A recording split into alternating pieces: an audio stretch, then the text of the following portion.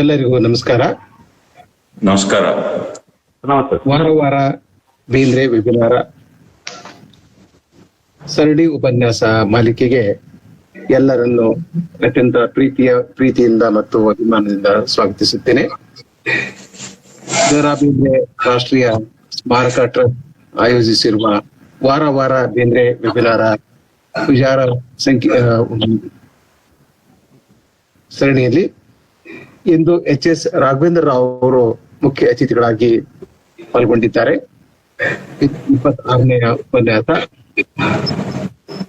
ದಯವಿಟ್ಟು ತಮ್ಮ ಮೈಕ್ರೋಫೋನ್ ಅನ್ನ ಆಫ್ ಮಾಡಬೇಕು. ಎಲ್ಲ ಶ್ರೋತೃಗಳಿಗೆ ನಾನು ವಿನಂತಿ ಮಾಡಿಕೊಡುತ್ತೇನೆ, ದಯವಿಟ್ಟು ನಿಮ್ಮ ಮೈಕ್ರೋಫೋನ್ ಅನ್ನ ಆಫ್ ಮಾಡ್ಕೋಬೇಕು. ಸಂವಾದದ ಸಂದರ್ಭದಲ್ಲಿ ತಾವು ಮೈಕ್ರೋಫೋನ್ ಅನ್ನ ಆನ್ ಮಾಡಿ ಸಂವಾದದಲ್ಲಿ ಪಾಲ್ಗೊಳ್ಬಹುದು ಮತ್ತು ಅತಿಥಿಗಳಿಗೆ ಪ್ರಶ್ನೆಗಳನ್ನ ಕೂಡ ಕೇಳಬಹುದು. ಸ್ನೇಹಿತರೆ, ಹಿರಿಯರೇ ಮತ್ತು ಬೇಂದ್ರೆ ಕಾವ್ಯದ ಅಭಿಮಾನಿಗಳೇ, ಶ್ರೋತೃಗಳೇ, ಎಲ್ಲರಿಗೂ ನಮಸ್ಕಾರ. ದ.ರಾ. ಬೇಂದ್ರೆ ರಾಷ್ಟ್ರೀಯ ಸ್ಮಾರಕ ಟ್ರಸ್ಟಿನ ಪರವಾಗಿ ನಾನು ಎಚ್.ಎಸ್. ರಾಘವೇಂದ್ರ ರಾವ್ ಅವರನ್ನ ಅತ್ಯಂತ ಪ್ರೀತಿಯಿಂದ ಮತ್ತು ಅಭಿಮಾನದಿಂದ ಈ ಕಾರ್ಯಕ್ರಮಕ್ಕೆ ಸ್ವಾಗತ ಕೋರುತ್ತೇನೆ. ಹಾಗೆಯೇ ದ.ರಾ. ಬೇಂದ್ರೆ ರಾಷ್ಟ್ರೀಯ ಸ್ಮಾರಕ ಟ್ರಸ್ಟಿನ ಅಧ್ಯಕ್ಷರಾದ ಡಾಕ್ಟರ್ ಡಿ.ಎಂ. ಹಿರೇಮಠ ಅವರನ್ನು ಕೂಡ ನಾನು ಈ ಉಪನ್ಯಾಸ ಕಾರ್ಯಕ್ರಮಕ್ಕೆ ಪ್ರೀತಿಯಿಂದ ಸ್ವಾಗತ ಕೋರುತ್ತೇನೆ. ಮತ್ತು ಇಲ್ಲಿ ಉಪಸ್ಥಿತರಿರುವ ಎಲ್ಲಾ ಹಿರಿಯರನ್ನ, ವಿದ್ವಾಂಸರನ್ನ, ಸಂಶೋಧಕರನ್ನ, ವಿದ್ಯಾರ್ಥಿಗಳನ್ನ ನಾನು ಪ್ರೀತಿಯಿಂದ ಈ ಕಾರ್ಯಕ್ರಮಕ್ಕೆ ಬರಮಾಡಿಕೊಳ್ಳುತ್ತಾ ಆನ್ಲೈನ್ ಮೂಲಕ ಮತ್ತು ಯೂಟ್ಯೂಬ್ ಮೂಲಕ ರಾಘವೇಂದ್ರ ರಾವ್ ಸರ್ ಅವರ ಮಾತುಗಳನ್ನ ಕೇಳಲು ಕಾದು ಕುಳಿತಿರುವ ಅನೇಕ ಜನ, ಸಾವಿರಾರು ಸಂಖ್ಯೆಯ ವಿದ್ವಾಂಸರನ್ನ ಮತ್ತು ಕನ್ನಡಿಗರನ್ನ, ಬೇಂದ್ರೆ ಕಾವ್ಯದ ಅಭಿಮಾನಿಗಳನ್ನ ನಾನು ಅಷ್ಟೇ ಪ್ರೀತಿಯಿಂದ ಸ್ವಾಗತ ಕೋರ್ತೇನೆ. ಹಿರಿಯರೇ, ಇಂದು ಎಚ್.ಎಸ್. ರಾಘವೇಂದ್ರ ಅವರು ಮುಖ್ಯ ಅತಿಥಿಗಳಾಗಿ ನಮ್ಮ ಕಾರ್ಯಕ್ರಮದಲ್ಲಿ ಭಾಗವಹಿಸಿದ್ದಾರೆ. ದ.ರಾ. ಬೇಂದ್ರೆ ಮತ್ತು ಅಂಬಿಕಾತನಯ ದತ್ತ ಯಾವುದೇ ಬಂಧ ಎಂಬ ಅತ್ಯಂತ ಕುತೂಹಲಕಾರಿಯಾದ ವಿಷಯದ ಕುರಿತು ಅವರು ಮಾತನಾಡಲಿದ್ದಾರೆ.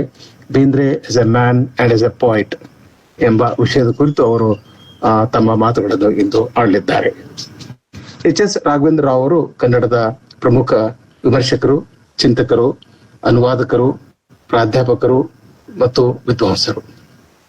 ಸುಮಾರು 5-6 ದಶಕಗಳಿಂದ ಅವರು ಸಕ್ರಿಯವಾಗಿ ಕನ್ನಡ ಸಾಹಿತ್ಯ ಮತ್ತು ಸಂಸ್ಕೃತಿಗೆ ಸಂಬಂಧಿಸಿದ ಕಾರ್ಯಕ್ರಮಗಳಲ್ಲಿ ಭಾಗವಹಿಸುತ್ತಾ ಬಂದಿದ್ದಾರೆ. ತಮ್ಮ ಕೃತಿಗಳ ಮೂಲಕ, ತಮ್ಮ ಮಾತುಗಳ ಮೂಲಕ, ತಮ್ಮ ಸ್ಪಷ್ಟ ನಿಲುವುಗಳ ಮೂಲಕ ಅವರು ಕನ್ನಡಿಗರ ಮೇಲೆ ಮತ್ತು ಕನ್ನಡ ಓದುಗರ ಮೇಲೆ, ಕನ್ನಡ ಲೇಖಕರ ಮೇಲೆ ತುಂಬಾ ಗಾಢವಾದ ಪ್ರಭಾವವನ್ನ ಬೀರಿದ್ದಾರೆ. ನಾಡಿನುದ್ದಕ್ಕೂ ಅಸಂಖ್ಯಾತ ವಿದ್ಯಾರ್ಥಿಗಳನ್ನ, ಅಭಿಮಾನಿಗಳನ್ನ ಡಾಕ್ಟರ್ ಎಚ್.ಎಸ್. ರಾಘವೇಂದ್ರ ರಾವ್ ಅವರು ಹೊಂದಿದ್ದಾರೆ. ರಾಘವೇಂದ್ರ ರಾವ್ ಅವರು 1/8/1948 ಚಿತ್ರದುರ್ಗದಲ್ಲಿ ಜನಿಸಿದರು. ಅವರು ತಮ್ಮ ವೃತ್ತಿ ಜೀವನವನ್ನ ಬೆಂಗಳೂರಿನಲ್ಲಿ ಹೆಚ್ಚಾಗಿ ಕಳೆದರು. ಪ್ರಾಧ್ಯಾಪಕರಾಗಿ, ವಿಭಾಗದ ಮುಖ್ಯಸ್ಥರಾಗಿ ನ್ಯಾಷನಲ್ ಕಾಲೇಜಿನಲ್ಲಿ ತಮ್ಮ ಸೇವೆಯನ್ನ ಅವರು ಸಲ್ಲಿಸಿದರು. ಅಲ್ಲದೆ ಕನ್ನಡ ವಿಶ್ವವಿದ್ಯಾಲಯ, ಹಂಪಿಯ ಕನ್ನಡ ವಿಶ್ವವಿದ್ಯಾಲಯದಲ್ಲಿ ಮತ್ತು ಸಂಪನ್ಮೂಲ ವ್ಯಕ್ತಿಯಾಗಿ central institute of Indian languages ಮೈಸೂರಿನಲ್ಲಿ ಮತ್ತು ಕನ್ನಡ ವಿಶ್ವವಿದ್ಯಾಲಯದಲ್ಲಿ ಸಂದರ್ಶಕ ಪ್ರಾಧ್ಯಾಪಕರಾಗಿ, ಕನ್ನಡ ಸಾಹಿತ್ಯ ಅಕಾಡೆಮಿಯ ಸದಸ್ಯರಾಗಿ, ಕೇಂದ್ರ ಸರ್ಕಾರದ ಸಂಸ್ಕೃತಿ ಇಲಾಖೆಯ ಸೀನಿಯರ್ ಫೆಲೋಶಿಪ್ ಆಗಿ ಅವರು ತಮ್ಮ ಸೇವೆಯನ್ನ ಸಲ್ಲಿಸಿದ್ದಾರೆ. ಇಲ್ಲಿಯವರೆಗೆ ರಾಘವೇಂದ್ರ ರಾವ್ ಅವರು 38 ಪುಸ್ತಕಗಳನ್ನ ಪ್ರಕಟಿಸಿದ್ದಾರೆ. ವಿಮರ್ಶಾ, ಅನುವಾದ, ಸಂಪಾದನೆ ಅವರ ಪ್ರಮುಖ ಕ್ಷೇತ್ರಗಳು. ಒಬ್ಬ ಲೇಖಕ ತನ್ನ ಜೀವಿತ ಅವಧಿಯಲ್ಲಿ 38 ಗ್ರಂಥಗಳನ್ನ ಪ್ರಕಟಿಸುವುದು ಸಾಮಾನ್ಯ ಮಾತೇನಲ್ಲ. ಶೇಕ್ಸ್ಪಿಯರ್ ತನ್ನ ಜೀವನದುದ್ದಕ್ಕೂ ಪ್ರಕಟಿಸಿದ ನಾಟಕಗಳ ಸಂಖ್ಯೆ 37, 154 ಕವನಗಳು ಅಷ್ಟೇ. ಸಂಖ್ಯೆಯಲ್ಲಿ ಮಾತ್ರ ಅಲ್ಲ, ಗುಣಮಟ್ಟದಲ್ಲೂ ಕೂಡ ಅತ್ಯಂತ ಮಹತ್ವದ ಕೃತಿಗಳನ್ನ ಎಚ್.ಎಸ್. ರಾಘವೇಂದ್ರ ರಾವ್ ಅವರು ಕನ್ನಡ ಸಾಹಿತ್ಯಕ್ಕೆ ಕೊಡಮಾಡಿದ್ದಾರೆ. 10 ಮಹತ್ವದ ವಿಮರ್ಶಾ ಕೃತಿಗಳನ್ನ ಅವರು ಪ್ರಕಟಿಸಿದ್ದಾರೆ. ಕೆಲವನ್ನು ಹೆಸರಿಸುವುದಾದ್ರೆ, ವಿಶ್ಲೇಷಣೆ 1981, ಇದಕ್ಕೆ ಕರ್ನಾಟಕ ಸಾಹಿತ್ಯ ಅಕಾಡೆಮಿಯ ಪುಸ್ತಕ ಬಹುಮಾನ ಬಂದಿದೆ. ನಿಲುವು, ಪ್ರಗತಿಶೀಲತೆ, ಹಾಡೆ ಹಾದಿಯ ತೋರಿತು, ಇದು ಅವರ PhD ಮಹಾಪ್ರಬಂಧ. ಬೇಂದ್ರೆ, ಕುವೆಂಪು ಮತ್ತು ಪೂತಿನ ಅವರ ಕಾವ್ಯದ ತೌಲನಿಕ ಅಧ್ಯಯನ. ತರು ತಳೆದ ಪುಷ್ಪ, ಇದಕ್ಕೆ ವರ್ತಮಾನ ಪ್ರಶಸ್ತಿ ಬಂದಿದೆ. ನಮಸ್ಕಾರ 2 ಮುದ್ರಣಗಳನ್ನ ಕಂಡಿದೆ. ಸಂಗಡ ಚಕ್ರವರ್ತಿಯ ಬಟ್ಟೆಗಳು, ಕಣ್ಣ ಹನಿಗಳೇ ಕಾಣಿಕೆ, ನಿಜವೂ ತೋರದಲ್ಲ, ಇವು ಅವರ ಮಹತ್ವದ ವಿಮರ್ಶಾ ಕೃತಿಗಳು. ಜನಗಣಮನ 3 ಮುದ್ರಣಗಳನ್ನ ಕಂಡಿದೆ ಮತ್ತು ಸಾಹಿತ್ಯ ಅಕಾಡೆಮಿಯ ಪುಸ್ತಕ ಬಹುಮಾನ ಕೂಡ ಪಡೆದುಕೊಂಡಿದೆ. ಹುಡುಕಾಟ 1993ರಲ್ಲಿ ಪ್ರಕಟಗೊಂಡಿದೆ ನವ ಸಾಕ್ಷರಿಗಾಗಿ. ಇನ್ನು ಅವರು 15 ಅನುವಾದ ಕೃತಿಗಳನ್ನ ರಚಿಸಿದ್ದಾರೆ. ಇತ್ತೀಚೆಗೆ ಅವರ ಪ್ಲೇ ಅನುವಾದ ಕೃತಿ ಪ್ರಕಟಗೊಂಡಿದೆ. ನಾಡಿನುದ್ದಕ್ಕೂ ಜನರ ಪ್ರಶಂಸೆಗೆ ಮತ್ತು ಪ್ರೀತಿಗೆ, ಅಭಿಮಾನಕ್ಕೆ ಪಾತ್ರವಾಗಿದೆ. ಬಾಲ ಮೇಧಾವಿ, ಇರುವೆಗಳು ಮತ್ತು ಕಥೆಗಳು, ಪ್ರೀತಿಸುವುದೆಂದರೆ, ಸಂಸ್ಕೃತಿ ಸಂಗತಿ, ಶಿಕ್ಷಣ ಮತ್ತು ಜೀವನ, ಕಲೆಯಲ್ಲಿ ಮಾನವತಾವಾದ, ಕಾಳಜಿ ತೋರಿಸುವುದು, ಕಪ್ಪು ಕವಿತೆ, ಮಂಜು ಮಣ್ಣು ಮೌನ, 10 ದಿಕ್ಕಿನ ಬೆಳಕು, ಮಂಜಿನ ಶಿವಾಲಯಕ್ಕೆ, ಪ್ಲೇಗ್, ಪ್ರೀತಿ ಮತ್ತು ಇತರ ಭೂತಗಳು, ಇವು ಅವರ ಪ್ರಮುಖ ಅನುವಾದಿತ ಕೃತಿಗಳಾಗಿದ್ದಾವೆ. ಸುಮಾರು 10 ಕೃತಿಗಳನ್ನ ಅವರು ಸಂಪಾದನೆ ಮಾಡಿದ್ದಾರೆ.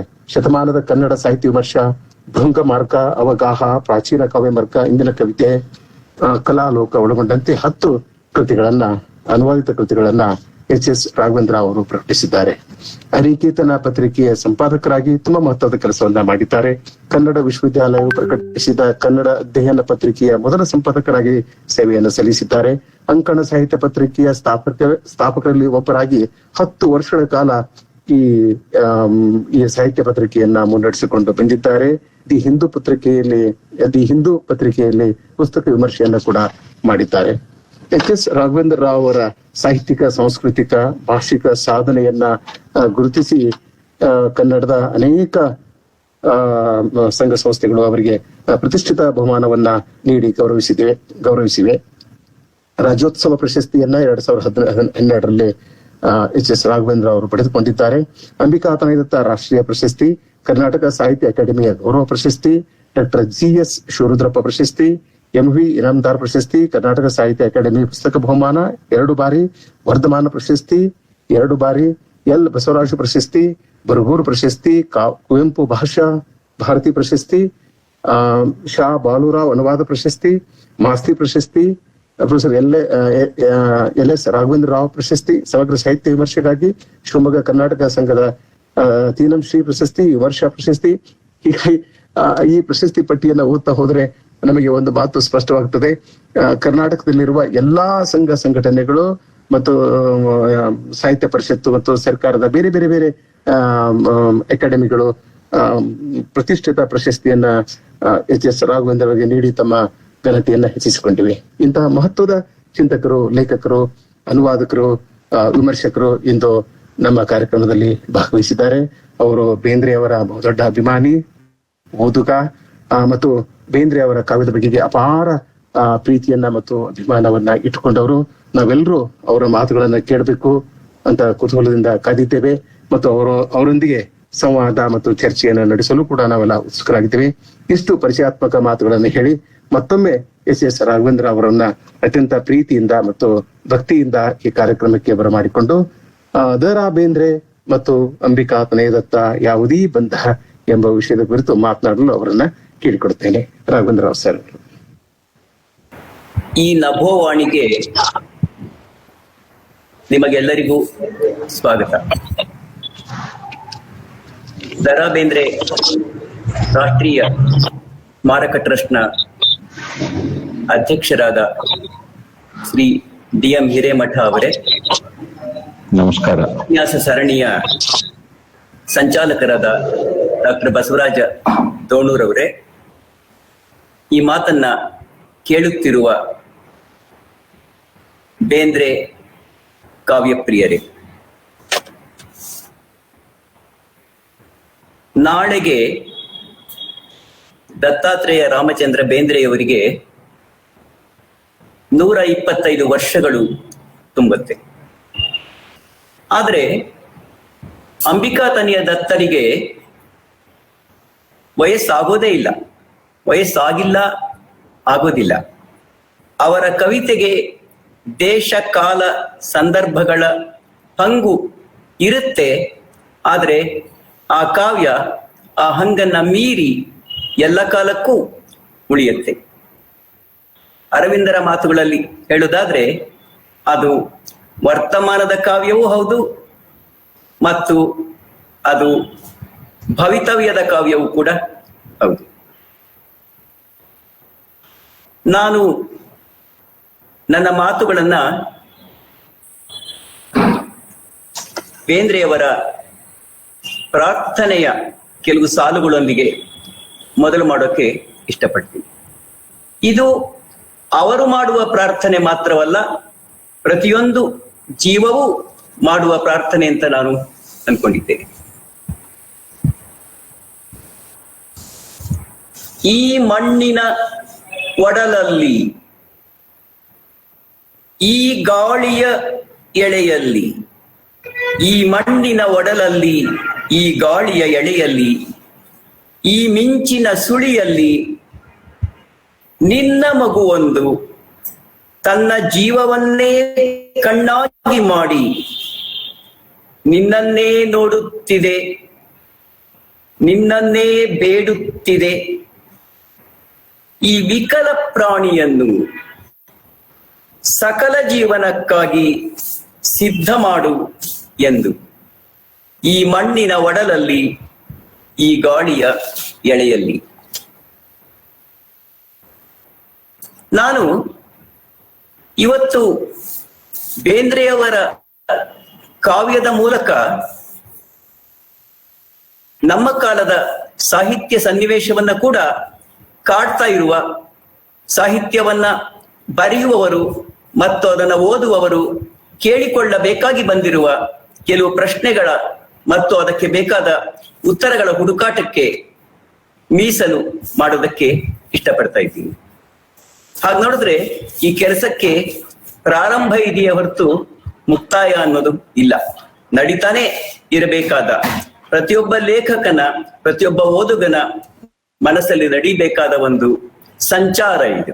ಒಳಗಡೆ ಪರಾವಲಂಬಿ ಆಗ್ತಾರೆ. ಈ ಸನ್ನಿವೇಶ ನಮ್ಮ ಕಾಲದ ಕವಿತೆಯನ್ನ ಕಾಡ್ತಾ ಇರೋದ್ರಿಂದಾನೇ ಕೆಲವರಾದ್ರೂ ಮಹತ್ವದ ಕವಿಗಳು ಸಂಕೀರ್ಣವಾಗಿ ಬರಿತಾ ಇದ್ರೆ, ಬಹುಮುಖಿಯಾಗಿ ಬರಿತಾ ಇದ್ರೆ, ನಿಗೂಢವಾಗಿ ಬರಿತಾ ಇದ್ರೆ, ಹಾಗೆ ಬರೆಯುವುದರ ಮೂಲಕವೇ ತಮ್ಮ ವ್ಯಕ್ತಿತ್ವದ ಹಲವು ಮಗ್ಗಲುಗಳನ್ನ ಹುಡುಕುತ್ತಾ ಹಂಚಿಕೊಳ್ತಾ ಹೋಗ್ತಾ ಇದ್ರೆ ಅವರ ಬರವಣಿಗೆ ಸ್ವಲ್ಪ ಪಕ್ಕಕ್ಕೆ ಸರಿತಾ ಇರುತ್ತೆ. ಅದರಲ್ಲೂ ಅಂತ ಕವಿಗಳಿಗೆ ಆತ್ಮವಿಶ್ವಾಸ ಇಲ್ಲದೆ ಹೋಗ್ಬಿಟ್ರೆ ಅವರು ಬರೆಯೋದನ್ನೇ ನಿಲ್ಲಿಸಿ ಬಿಡುವ, ಬರೆದರೂ ಬರೆಯುತ್ತಿಲ್ಲವೇನೋ ಅಂತ ಇರುವ ಒಂದು ಸನ್ನಿವೇಶ, ದುರಂತ ನಮಗ್ ಕಾಣ್ತಾ ಇದೆ. ಇಂಥ ಸನ್ನಿವೇಶದಲ್ಲಿ ಬೇಂದ್ರೆಯವರು ಒಬ್ಬ ಕವಿಯಾಗಿ ಯಾವ ಬಗೆಯ ಹೊರದಾರಿಗಳನ್ನ ಕಂಡುಕೊಂಡರು? ಅಂಬಿಕಾ ತನಗೆ ದತ್ತನಾಗಿ ಬರೆದವರು, ದರಾ ಬೇಂದ್ರೆಯಾಗಿ ಬದುಕಿದವರು, ಪಾಡುಪಟ್ಟವರು ಒಬ್ಬರು, ಹಾಡು ಹೇಳಿದವರು ಒಬ್ಬರು. ಇವರ ನಡುವಿನ ಸಂಬಂಧಗಳ ಸ್ವರೂಪ ಯಾವುದು ಅನ್ನೋದು ಮತ್ತು ಆ ಸಂಬಂಧಗಳನ್ನ ಹೇಗೆ ಬೇಂದ್ರೆಯವರ ವ್ಯಕ್ತಿತ್ವ ರೂಪಿಸ್ತು ಅನ್ನೋದು ನಾವು ಕೇಳ್ಕೊಳ್ಬೇಕಾದ ಪ್ರಶ್ನೆ. ಬೇಂದ್ರೆನೇ ಒಂದ್ ಕಡೆ ಹೇಳ್ತಾರೆ, ನಾನು ಕಾವ್ಯ ಬರೆಯುವ ಕಾರಣ ಕಾವ್ಯದ ಮುಖಾಂತರ ನನ್ನ ಒಳಗಿರುವ ಅಂಬಿಕಾ ತನೆಯ ದತ್ತನನ್ನ ಮುಟ್ಟುವುದು. ನಾನು ಕಾವ್ಯ ಬರೆಯುವ ಕಾರಣ ಕಾವ್ಯದ ಮುಖಾಂತರ ನನ್ನೊಳಗಿರುವ ನನ್ನನ್ನೇ ಮುಟ್ಟುವುದು ಅಂತ ಬೇಂದ್ರೆಯವರು ಹೇಳ್ತಾರೆ. ನಿಜ, ಪ್ರತಿಯೊಬ್ಬ ವ್ಯಕ್ತಿಗೂ ಅನುಭವ ಲೋಕ ಇರುತ್ತೆ, ಭಾವನೆಗಳ ಲೋಕ ಇರುತ್ತೆ, ವಿಚಾರಗಳ ಲೋಕ ಇರುತ್ತೆ.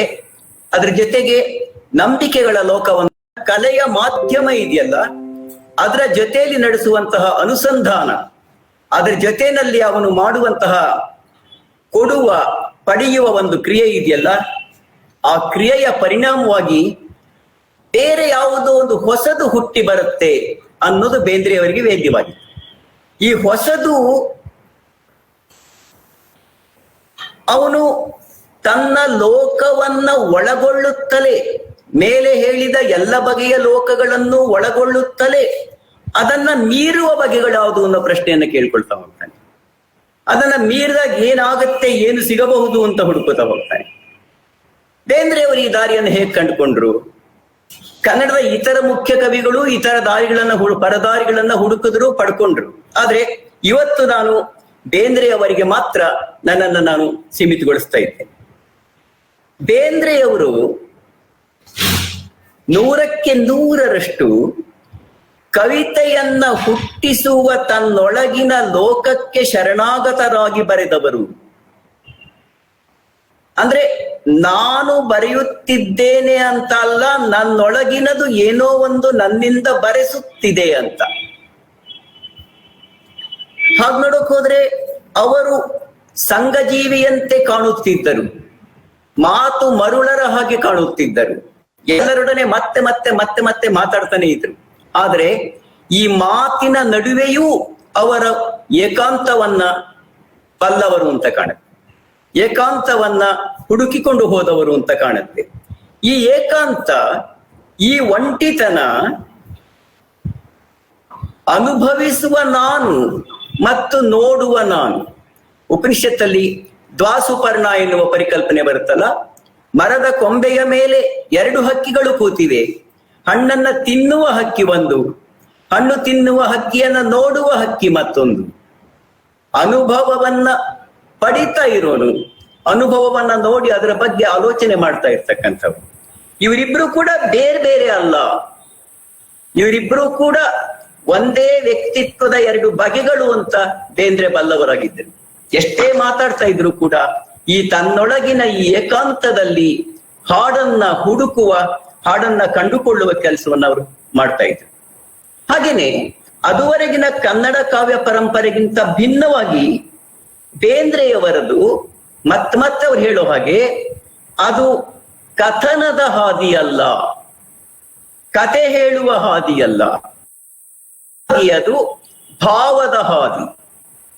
ಅಲ್ಲಿ ಕೂಡ ಭಾವ ಅನ್ನೋ ಮಾತನ್ನ ಅವರು ನಮಗೆ ಹೆಚ್ಚು ಪರಿಚಿತವಾದ ಎಮೋಷನ್, ದುಃಖ, ಸಂತೋಷ, ಕೋಪ, ಈರ್ಷೆ ಅನ್ನುವ ಅರ್ಥದಲ್ಲಿ ಬಳಸ್ತಾ ಇಲ್ಲ. ಭಾವ ಅನ್ನೋದು ಇರುವಿಕೆಯನ್ನ ಕುರಿತದ್ದು. ಭೂಮಿ ಅನ್ನೋ ಪದದಲ್ಲಿರೋ ಹಾಗೆ, ಭವ ಅನ್ನೋ ಪದದಲ್ಲಿರೋ ಹಾಗೆ, ಅಲ್ಲಿ ಅದು ಇರುವುದು ಮತ್ತು ಆಗುವುದು ಎರಡನ್ನೂ ಒಳಗೊಳ್ಳುವ ಒಂದು ಪ್ರಕ್ರಿಯೆ. ಇಂಗ್ಲಿಷ್ ಅಲ್ಲಿ ಯಾವುದನ್ನು ನಾವು ಬೀಯಿಂಗ್ ಅಂಡ್ ಬಿಕಮಿಂಗ್ ಅಂತ ಕರಿತೀವಿ, ಇರುವಿಕೆ ಮತ್ತು ಆಗುವಿಕೆ. ಈ ಇರುವಿಕೆ ಆಗುವಿಕೆಗಳೆರಡನ್ನೂ ಕೂಡ ಭಾಷೆಯ ಮೂಲಕ ಕಾಣುವುದು ಹೇಗೆ, ಭಾಷೆಯ ಮೂಲಕ ಕಟ್ಟುವುದು ಹೇಗೆ ಎನ್ನುವ ಪ್ರಶ್ನೆಯನ್ನ ಬೇಂದ್ರೆ ಕೇಳ್ಕೊಂಡ್ರು. ನಾ ಈ ಮತ್ತೆ ಹೇಳ್ತಾ ಇದ್ದೀನಿ, ನಾನು ಈಗಾಗಲೇ ಕಂಡದ್ದನ್ನ ಭಾಷೆಯ ಮೂಲಕ ಹೇಳುವುದಲ್ಲ, ಭಾಷೆಯ ಮೂಲಕವೇ ಕಾಣುವುದು. ವ್ಯತ್ಯಾಸ ಏನು ಅಂದ್ರೆ, ಭಾಷೆಯನ್ನ ಹೇಳುವ ಒಂದು ಉಪಕರಣವಾಗಿ ಬಳಸುವುದಲ್ಲ, ಭಾಷೆಯನ್ನ ಕಂಡುಕೊಳ್ಳುವ ಉಪಕರಣವಾಗಿ ಬಳಸುವುದು. ನಾನು ಕಂಡುಕೊಳ್ಳುತ್ತಲೇ ಕೇಳುಗರಿಗೆ, ಓದುಗರಿಗೆ ಕಾಣಿಸುವ ಉಪಕರಣವಾಗಿ ಬಳಸುವುದು. ಅವರು ಕಂಡದ್ದನ್ನೇ ಅವರಿಗೆ ಕಾಣಿಸುವುದು, ತಾನು ಕಂಡದ್ದನ್ನೇ ಮತ್ತೆ ನೋಡುವುದು. ಹಾಗಾಗಿ ಈ ಬರೆಯುವಿಕೆ ಅವರಿಗೆ ಹೊಸದನ್ನ ಕಟ್ಟುವ, ಹೊಸದನ್ನ ಕಾಣಿಸುವ ಒಂದು ಮಾರ್ಗವಾಗಿರ್ತಾ ಇತ್ತು. ಮತ್ತು ಅವರು ಎಂದಿಗೂ ಮರೆಯದ ಒಂದು ಸಂಗತಿ ಅಂತಂದ್ರೆ, ಒಬ್ಬ ಕವಿಯಾದವನು ಭಾಷೆಯನ್ನ ಮಾಧ್ಯಮವಾಗಿ ಬಳಸೋದ್ರಿಂದ ಆ ಭಾಷೆಯನ್ನ ಮಿದಿಯುವ, ಕುಣಿಸುವ, ಬದಲಿಸುವ ಹಾದಿ ಯಾವುದು ಅನ್ನೋದ್ರ ಬಗ್ಗೆ ಸದಾ ಯೋಚನೆ ಮಾಡ್ತಾ ಇತ್ತು. ಈ ಭಾಷೆಗೆ ಇರೋದೊಂದು ವಿಚಿತ್ರವಾದ ಒಂದು ಗುಣ ಇದೆ. ಭಾಷೆ ಏಕಕಾಲದಲ್ಲಿ ಸಾರ್ವಜನಿಕವೂ ಹೌದು, ಖಾಸಗಿಯೂ ಹೌದು. ಒಂದು ಪಬ್ಲಿಕ್ ಲ್ಯಾಂಗ್ವೇಜ್ ಅನ್ನೋದು ಇರ್ತದೆ, ಲಾಸ್ಟ್ ಭಾಷೆಗೆ ಸಾರ್ವಜನಿಕವಾದ, ಎಲ್ಲರಿಗೂ ಸೇರುವ, ಎಲ್ಲರಿಗೂ ಸಲ್ಲುವ ಕೆಲವು ಗುಣಗಳಿರುತ್ತೆ. ಆದ್ರೆ ಒಬ್ಬ ಕವಿ ಬರೆಯುವಾಗ, ಮಾತಾಡುವಾಗ, ಪದ್ಯ ಹಾಡುವಾಗ ಲೋಕದ ಭಾಷೆಯನ್ನ ತನ್ನ ಭಾಷೆಯನ್ನಾಗಿ ಬದಲಾವಣೆ ಮಾಡ್ಬೋದಾಗುತ್ತೆ. ಧಾರವಾಡದ ಕನ್ನಡ, ದೇಶೀಯವಾದ ಕನ್ನಡ, ಮತ್ತೊಂದು ಕನ್ನಡ, ಮರಾಠಿಯ ಸಂಪರ್ಕ ಇರುವುದರಿಂದ ಹುಟ್ಟಿದ ಒಂದು ಬೇರೆ ಬಗೆಯ ಕನ್ನಡ. ಈ ಕನ್ನಡ ಅದು ಇರುವ ಹಾಗೆ ಉಳಿಯದೆ ಬೇಂದ್ರೆ ಬಳಸಿದಾಗ ಬೇರೆ ಬಗೆಯ ಬಣ್ಣಗಳನ್ನ, ಬೆಳಗುಗಳನ್ನ ಪಡ್ಕೊಂಡಾಗ ಅದು ಬೇಂದ್ರೆ ಭಾಷೆಯಾಗುತ್ತೆ. ಆದ್ರೆ ಮುಂದಿನ ಹಂತದಲ್ಲಿ ಯಾರೊಬ್ಬ ಓದುವಾಗ ಆ ಓದುವವನ ಭಾಷಿಕವಾದ ನೆಲೆಗಳಿದೆಯಲ್ಲ, ಅದು ಬೇಂದ್ರೆಯವರ ಭಾಷೆಯನ್ನ ತಾನು ಕಂಡುಕೊಳ್ಳುವ ಬಗೆ ಮತ್ತೊಂದಾಗುತ್ತೆ. ಕಟ್ಟಿದ ಕವಿತೆ ಒಂದಿದೆ, ಮುಟ್ಟಿದ ಕವಿತೆ ಇನ್ನೊಂದಿದೆ. ಕವಿ ಕಟ್ಟಿದ ಕವಿತೆಗೂ ಓದುಗರಿಗೆ ಮುಟ್ಟುವ ಕವಿತೆಗೂ ಇರುವಂತ ಅಂತರ ಯಾವುದು, ಕಂದರ ಯಾವುದು?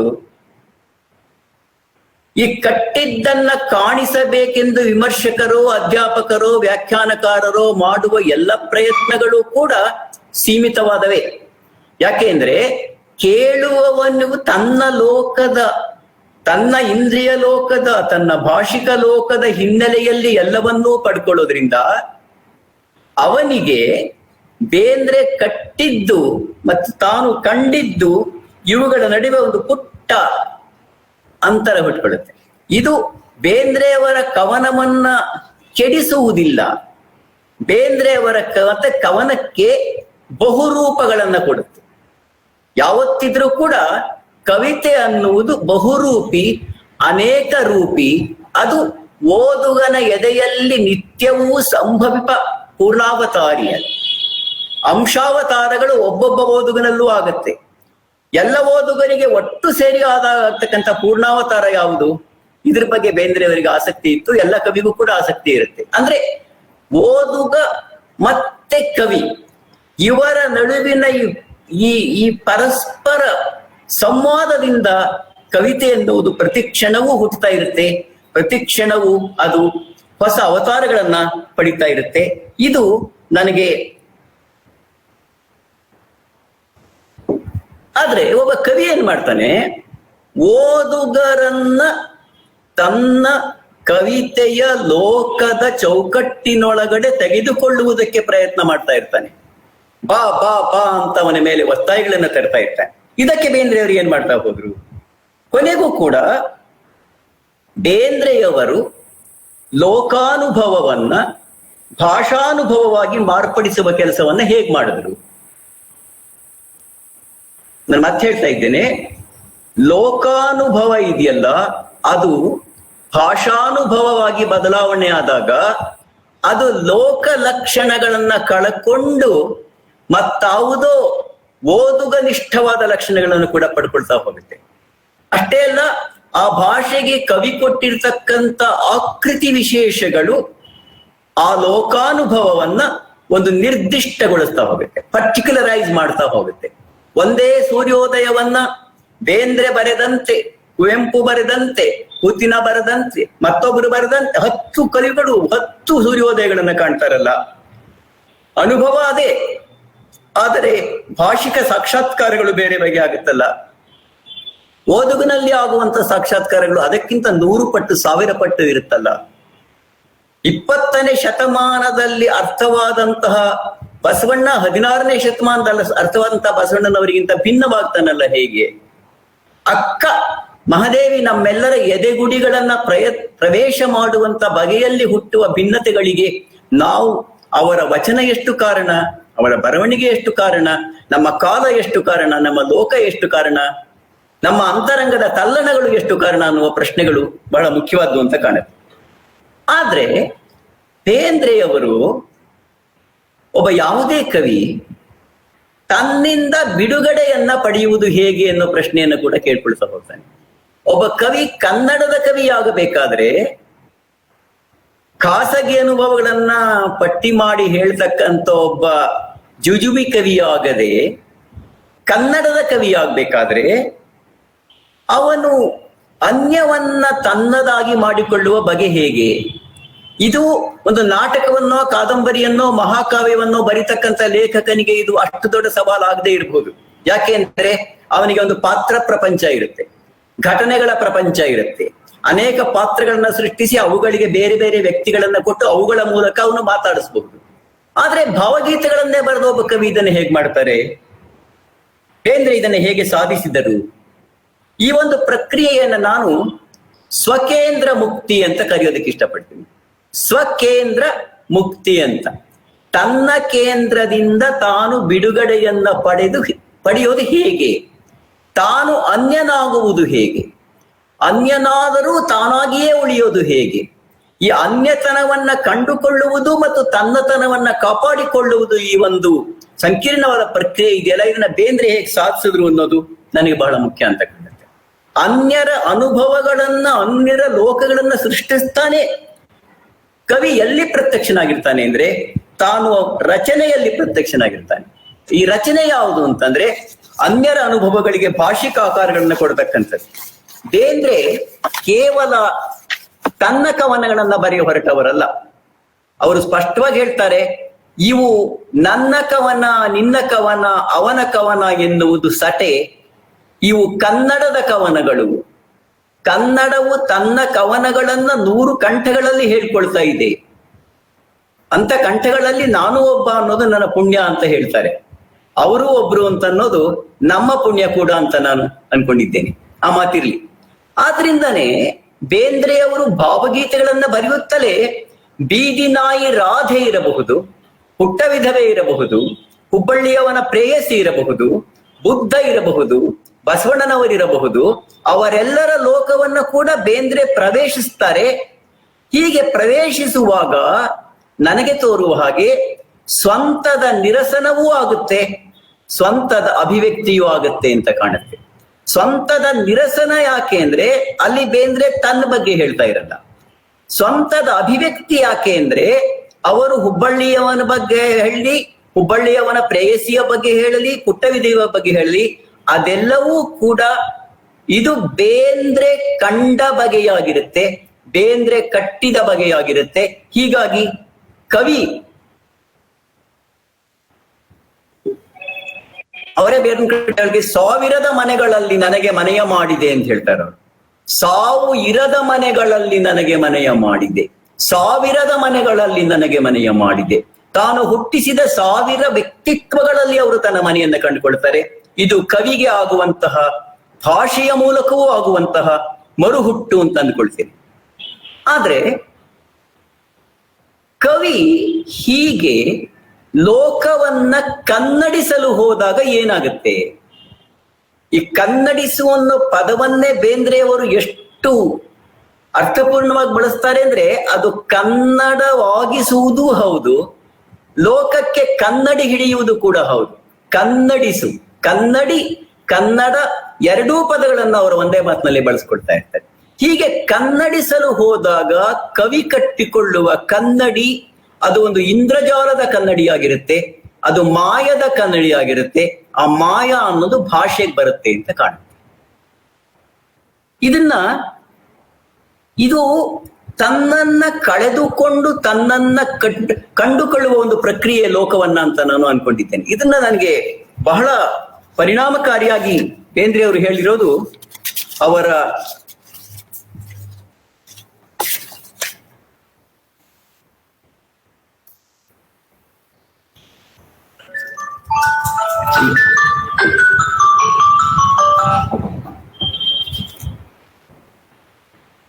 ಪ್ರಳಯ ಮತ್ತು ಸೃಷ್ಟಿ ಎನ್ನುವ ಪದ್ಯದಲ್ಲಿ ಅಂತ ನಾನು ಅನ್ಕೊಂಡಿದ್ದೇನೆ. ಈ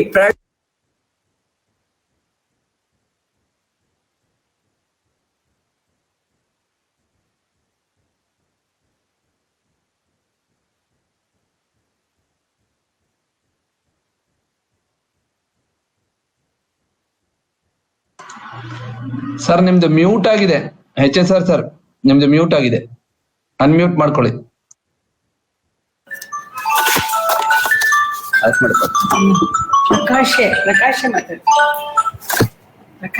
ಮಾತಾಡ್ತೀನಿ, ಕೇಳ್ತೇನೆ.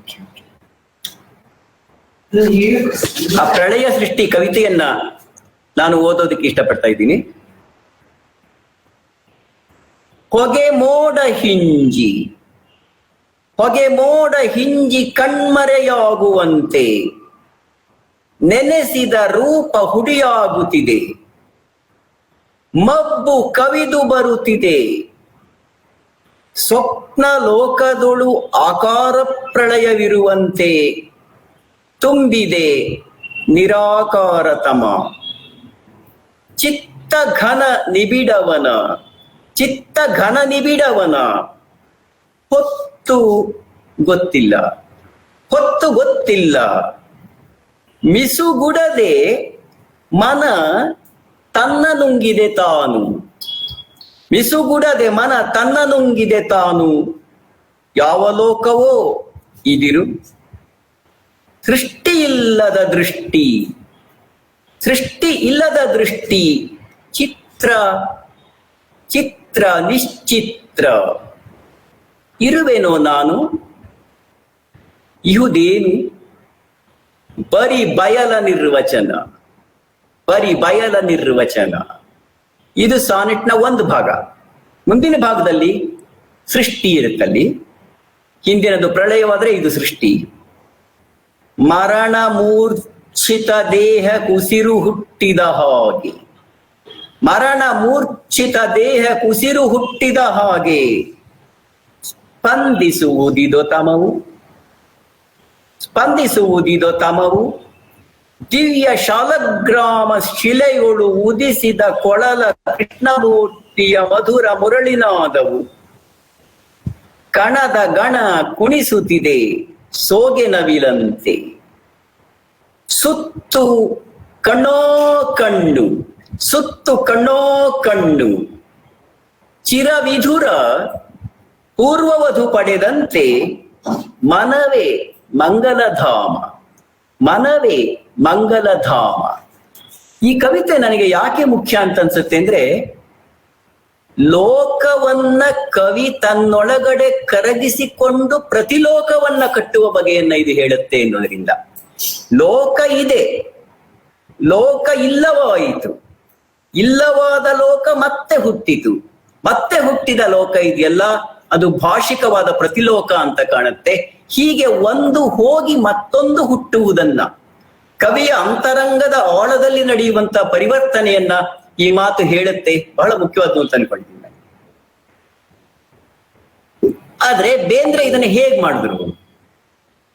ವಿಚಾರಗಳ ಹಂಗನ್ನ ತೊರೆಯೋದು, ಅನುಭವಗಳ ಹಂಗ ಅಥವಾ ಹಂಗ ತೊರೆಯೋದನ್ನ ಮಾತು ಬೇಡ, ವಿಚಾರಗಳು, ಅನುಭವಗಳು, ಭಾವನೆಗಳು ಎಲ್ಲವೂ ಕೂಡ ಮತ್ತೆ ಯಾವುದೋ ಒಂದಕ್ಕೆ ಅಧೀನವಾಗಿರುವಂತೆ, ತಾವೇ ಮೇಲುಗೈ ಪಡೆದು ತಮ್ಮ ದಬ್ಬಾಳಿಕೆ ನಡೆಸದಂತೆ ಒಂದು ಕವಿತೆಯನ್ನ ಕಟ್ಟೋದು ಹೇಗೆ ಎಂಬ ಪ್ರಶ್ನೆ ಕೇಳ್ಕೊಂಡಾಗ ನನಗನ್ಸುತ್ತೆ ಬೇಂದ್ರೆ ಅವರು ಮಾಡಿದ ಮೊದಲನೆಯ ಒಂದು ಆಯ್ಕೆ ನಾದದ ಅನುಸಂಧಾನ ಅಂತ ನಾನು ಅನ್ಕೊಂಡಿದ್ದೆ. ನಾದದ ಅನುಸಂಧಾನ ಅದನ್ನವರು ಶಬ್ದ ಪೂರ್ವ ಸ್ಥಿತಿ ಅಂತ ಕರೀತಾರೆ, ಅರ್ಥ ಪೂರ್ವ ಸ್ಥಿತಿ ಅಂತ ಕರೀತಾರೆ. ಒಂದು ಕವಿತೆ ಬರುವುದು ಅರ್ಥ ಶರೀರಿಯಾಗಿ ಅಲ್ಲ, ಅದಕ್ಕಿಂತ ಮೊದಲು ನಾದ ಶರೀರಿಯಾಗಿ ಬರಬೇಕು ಅಂತ ಅವರ ಅಪೇಕ್ಷೆ ಇತ್ತು ಅಂತ ಕಾಣುತ್ತೆ. ಈ ನಾದ ಶರೀರ ಅವರು ಮತ್ತೆ ಮತ್ತೆ ಹೇಳೋ ಹಾಗೆ ಅದು ಹಾಡು, ಅದು ಪದ್ಯ ಅಲ್ಲ, ಅದು ಭಾಷಿಕವಾದ ಓದಬೇಕಾದ ರಚನೆ ಅನ್ನೋದಕ್ಕಿಂತ ಅದು ಹಾಡು ಅನ್ನೋದು ಅವ್ರಿಗೆ ಮುಖ್ಯವಾಗ್ತಾ ಇತ್ತು. ಅದು ಶ್ರುತಿಗಮ್ಯವಾದದ್ದು. ಶ್ರುತಿ ಅನ್ನೋ ಪದವನ್ನ ನಾವು ಮೊದಲಿಂದನೂ ಬಳಸ್ತಾನೆ ಬಂದಿದ್ದೀವಿ. ಸ್ಮೃತಿ ಶ್ರುತಿಗಳ ಮಾತು ಮುಂಚೆಯಿಂದ ಬಂದಿರ್ತಕ್ಕ ಈ ಶ್ರುತಿಗಮ್ಯವಾದ ಕವಿತೆಯ ನಾದ ಶರೀರಕ್ಕೆ ಅವರು ಮಹತ್ವ ಕೊಟ್ಟವರು. ಅಂದ್ರೆ ಅದು ಭಾವಗೀತೆ ಆಗಿರ್ಲಿ, ಕಥನವಾಗಿರ್ಲಿ, ಕೊನೆಗದು ಗದ್ಯವೇ ಆಗಿರ್ಲಿ, ಅವ್ರಿಗದು ನಾದ ಶರೀರದಿಂದ ಹೊರಟು ನುಡಿ ಶರೀರವನ್ನ ಕಟ್ತಾ ಹೋಗ್ಬೇಕು. ಮೊದಲು ನಾದ ಶರೀರ, ಆಮೇಲೆ ನುಡಿ ಶರೀರ ಅನ್ನುವುದು ಅವರ ಚಲನೆಯ ಕ್ರಮವಾಗಿತ್ತು. ಹಾಗಂದ್ರೆ ಇದು ಒಬ್ಬ ಕವಿ ಸಂಗೀತಗಾರನಾಗೆ ಯಾವುದೋ ಒಂದು ರಾಗವನ್ನ, ಯಾವುದೋ ಒಂದು ನಾದ ವಿನ್ಯಾಸವನ್ನ ಸೆಲೆಕ್ಟ್ ಮಾಡಿಕೊಂಡು ಅದಕ್ಕನುಗುಣವಾಗಿ ಪದಗಳು ಕಟ್ತಾ ಹೋಗ್ತಾನ, ಪದಗಳು ಜೋಡಿಸ್ತಾ ಹೋಗ್ತಾನ. ಬೇಂದ್ರೆ ಹಾಗೆ ಮಾಡಿದ್ರ? ಇಲ್ಲ. ಇದು ಹಾಗೆ ಬುದ್ಧಿಪೂರ್ವಕವಾಗಿ ನಡೆಯುವಂತಹ, ನಾದಕ್ಕೆ ಅನುಗುಣವಾದ ಶಬ್ದಗಳನ್ನ ಹುಡುಕುವಂತಹ ಒಂದು ಮೆಕ್ಯಾನಿಕಲ್ ಆದ ಯಾಂತ್ರಿಕವಾದ ಕೆಲಸ ಏನಲ್ಲ. ಬೇಂದ್ರೆ ಅವರ ಮಾತುಗಳನ್ನೇ ಬಳಸಿಡೋದಾದ್ರೆ ಅಂತರಂಗದ ಮೃದಂಗ ಅಂತು ತಂತನಾನ ಅಂತಾರೆ. ಅಂತರಂಗದ ಮೃದಂಗ ಅಥವಾ ಭೃಂಗದ ಬೆನ್ನೇರಿ ಬರುವ ಕಲ್ಪನಾ ವಿಲಾಸ ಅಂದಾಗ ಈ ನಾದ ಶರೀರ ಅಥವಾ ಈ ನಾದ ರಚನೆ ಕವಿಯ ಆ ಕ್ಷಣದ ಭಾವಸ್ಥಿತಿಗೆ ಅನುಗುಣವಾಗಿ, ಅವನ ಮೂಡಿಗೆ ಅನುಗುಣವಾಗಿ ಮೂಡುತ್ತದೆ ಅಂತ ಕಾಣುತ್ತದೆ. ಅದು ಅಯಾಚಿತವಾಗಿ ಪ್ರತಿಭಾಜನ್ಯವಾಗಿ ಸೃಜನಶೀಲತೆಯ ಮಾಟದ ಪರಿಣಾಮವಾಗಿ ಅದು ತನಗೆ ಬೇಕಾದ ತುಡಿಗಳನ್ನ ತಾನೇ ಕಟ್ಟಿಕೊಳ್ಳುತ್ತದೆ, ಕಂಡಿಕೊಳ್ಳುತ್ತದೆ. ಒಂದು ಪದದ ಹಿಂದೆ ಇನ್ನೊಂದು ಪದ, ಆ ಪದಕ್ಕೆ ಸಹಯೋಗದಿಂದ ಮತ್ತೊಂದು ಪದ, ಪದಗಳ ಸಹಯೋಗ ಮತ್ತೆ ಅರ್ಥಗಳ ಸಹಯೋಗ ಒಟ್ಟೊಟ್ಟಿಗೆ ಬರೋದು ಇದೆಯಲ್ಲ, ಅದು ಕವಿಯ ಒಂದು ದೊಡ್ಡ ಪ್ರತಿಭೆಯ ಒಂದು ದೊಡ್ಡ ಗುಟ್ಟದು.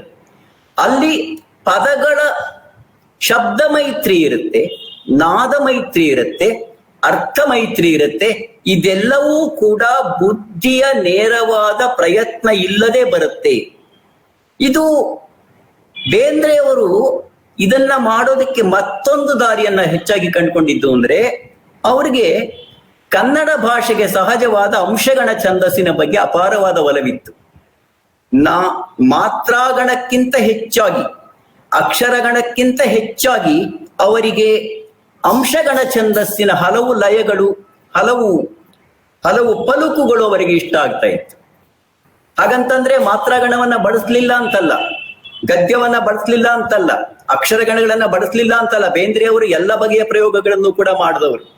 ವೇದ ಮಂತ್ರಗಳ ಹಾಗೆ ಕವಿತೆ ಬರೆದವರು, ಉಪನಿಷತ್ತಿನ ಲಯಗಳಲ್ಲಿ ಪದ್ಯವನ್ನ ಬರೆದವರು. ಆದ್ರೆ ಇದೆಲ್ಲ ಮಾಡುವಾಗಲೂ ಕೂಡ ಅವರಿಗೆ ಹಾಡು ಮತ್ತು ಪಾಡುಗಳ ಸಂಬಂಧದ ಒಂದು ತಿಳುವಳಿಕೆ ಯಾವಾಗಲೂ ಇದ್ದದ್ರಿಂದ ಈ ನಾದದ ಹುಡುಕಾಟ, ನಾದ ಬೇಕು, ನಾದಾನ ಮಿದಿ ಬೇಕು. ಆ ನಾದದ ಹುಡುಕಾಟದ ಮೂಲಕವೇ ಹಾಡು ಹುಟ್ಟುತ್ತಲ್ಲ, ಅದು ಹೇಗೆ? ಎಲ್ಲ ಕಡೆನೂ ಹೇಗಾಯ್ತೋ, ಕೆಲವು ಕಡೆ ನಾದದ ಮೇಲುಗೈಯಾಗಿ ಅದಕ್ಕೆ ಅರ್ಥದ ಸಹಯೋಗ ಸಿಗಲಿಲ್ವೋ, ಅಥವಾ ಎರಡು ಕಡೆ ನಾದ ಮೈತ್ರಿ ಪದ ಮೈತ್ರಿ ಎಲ್ಲ ಕಡೆ ಸರಿಯಾಗಿ ಬಂತೋ ಬರಲಿಲ್ವೋ, ಇದು ಊಹಾಪೋಹದ ಮಾತು. ಆದ್ರೆ ಬೇಂದ್ರೆಯವರ ಹುಡುಕಾಟ ನಾದ ಶರೀರದ ಕಡೆ ಅತ್ಯಂತ ಖಚಿತವಾದ ಗಮನವನ್ನ ಇಟ್ಟಿದ್ದು ಅಂತ ಕಾಣುತ್ತೆ. ನಾ ಇದನ್ನ ಯಾಕೆ ಹೇಳ್ತಾ ಇದ್ದೀನಿ ಅಂದ್ರೆ, ನಾದದ ಹುಡುಕಾಟ ಮತ್ತೆ ನಾದದ ಸಂಗಡ ನಡೆಯುವ ಚಲನೆ ಮುಖ್ಯವಾದಾಗ ಕವಿಯ ಲೇಖಕನ ಬೌದ್ಧಿಕವಾದ ವಿಚಾರಗಳ ಒಂದು ಒತ್ತಡ ಇದೆಯಲ್ಲ, ಅದು ಸ್ವಲ್ಪ ಹಿಂದೆ ಸರಿಯುತ್ತೆ ಅಂತ ಕಾಣುತ್ತೆ. ಅದು ಇಲ್ಲವಾಗುವುದಿಲ್ಲ, ಆದ್ರೆ ಅದು ಹಿಂದೆ ಸರಿಯುತ್ತೆ. ಹಿಂದೆ ಸರಿಯೋದರ ಮೂಲಕವೇ ಕವಿತೆಯ ಭಾಷಿಕ ನೆಲೆಗಳಿಗೆ ಒಂದು ವಿಚಿತ್ರವಾದ ಸ್ವಾತಂತ್ರ್ಯ ಸಿಕ್ಕತ್ತೆ ಅಂತ ಕಾಣುತ್ತೆ. ಆ ಸ್ವಾತಂತ್ರ್ಯ ಕವಿಗೆ ತನ್ನತನವನ್ನ ಸ್ಥಾಪಿಸಿಕೊಳ್ಳುವ ಅವಕಾಶವನ್ನ ಕೊಡುತ್ತೆ, ಶೈಲಿಯ ನೆಲೆಯಲ್ಲಿ ಮತ್ತೆ ಭಾಷಿಕವಾದಂತಹ ಅನನ್ಯತೆಗಳ ನೆಲೆಯಲ್ಲಿ. ಇದು ಒಂದು. ಈ ನಾದದ ಬಗ್ಗೆ ಮಾತಾಡ್ತಾ ಹೋದ್ರೆ ಅದೇ ಒಂದು ದೊಡ್ಡ ಉಪನ್ಯಾಸದ ವಸ್ತುವಾಗುತ್ತೆ. ನಾನು ಅದನ್ನ ಬೆಳೆಸೋದಿಲ್ಲ. ಬೇಂದ್ರೆ ಅವರ ಸಂಕಲನದ ಹೆಸರೇ ನೀವು ನಾದಲೀಲೆ ಅಂತ ನೀವು ಅದನ್ನ ಬಲ್ಲಿರಿ. ಹಾಗೇನೆ ಬೇಂದ್ರೆಯವರ ಬಹುಪಾಲು ಕವಿತೆಗಳಿಗೆ ಅದರದೇ ಆದ ಒಂದು ಆಕಾರ ಇರುತ್ತದೆ ಅಂತ ನಾನು ಹೇಳಕ್ ಇಷ್ಟಪಡ್ತೀನಿ. ಅಂದ್ರೆ ಒಂದು ದೊಡ್ಡ ಕಾವ್ಯದಲ್ಲಿ ಸಾವಿರಾರು ಷಟ್ಪದಿಗಳನ್ನ ಬರೆಯುತ್ತಲೇ, ವೃತ್ತಗಳನ್ನ ಬಳಸುತ್ತಲೇ, ರಗಳೆಯ ಧಾಟಿಯಲ್ಲಿ ಬರೆಯುತ್ತಲೇ ನಿಯತವಾದ ಛಂದಸ್ಸಿನಲ್ಲಿ ಮಾಡುವಂತಹ ಕೆಲಸ ಒಂದಿರುತ್ತೆ. ಅದು ಕಾವ್ಯಗಳನ್ನ ರಚಿಸಬೇಕಾಗುತ್ತೆ. ಅಲ್ಲಿ ವೈವಿಧ್ಯ ಇರಲ್ವಾ ಅಂದ್ರೆ ಅಲ್ಲೂ ವೈವಿಧ್ಯ ಇರುತ್ತೆ.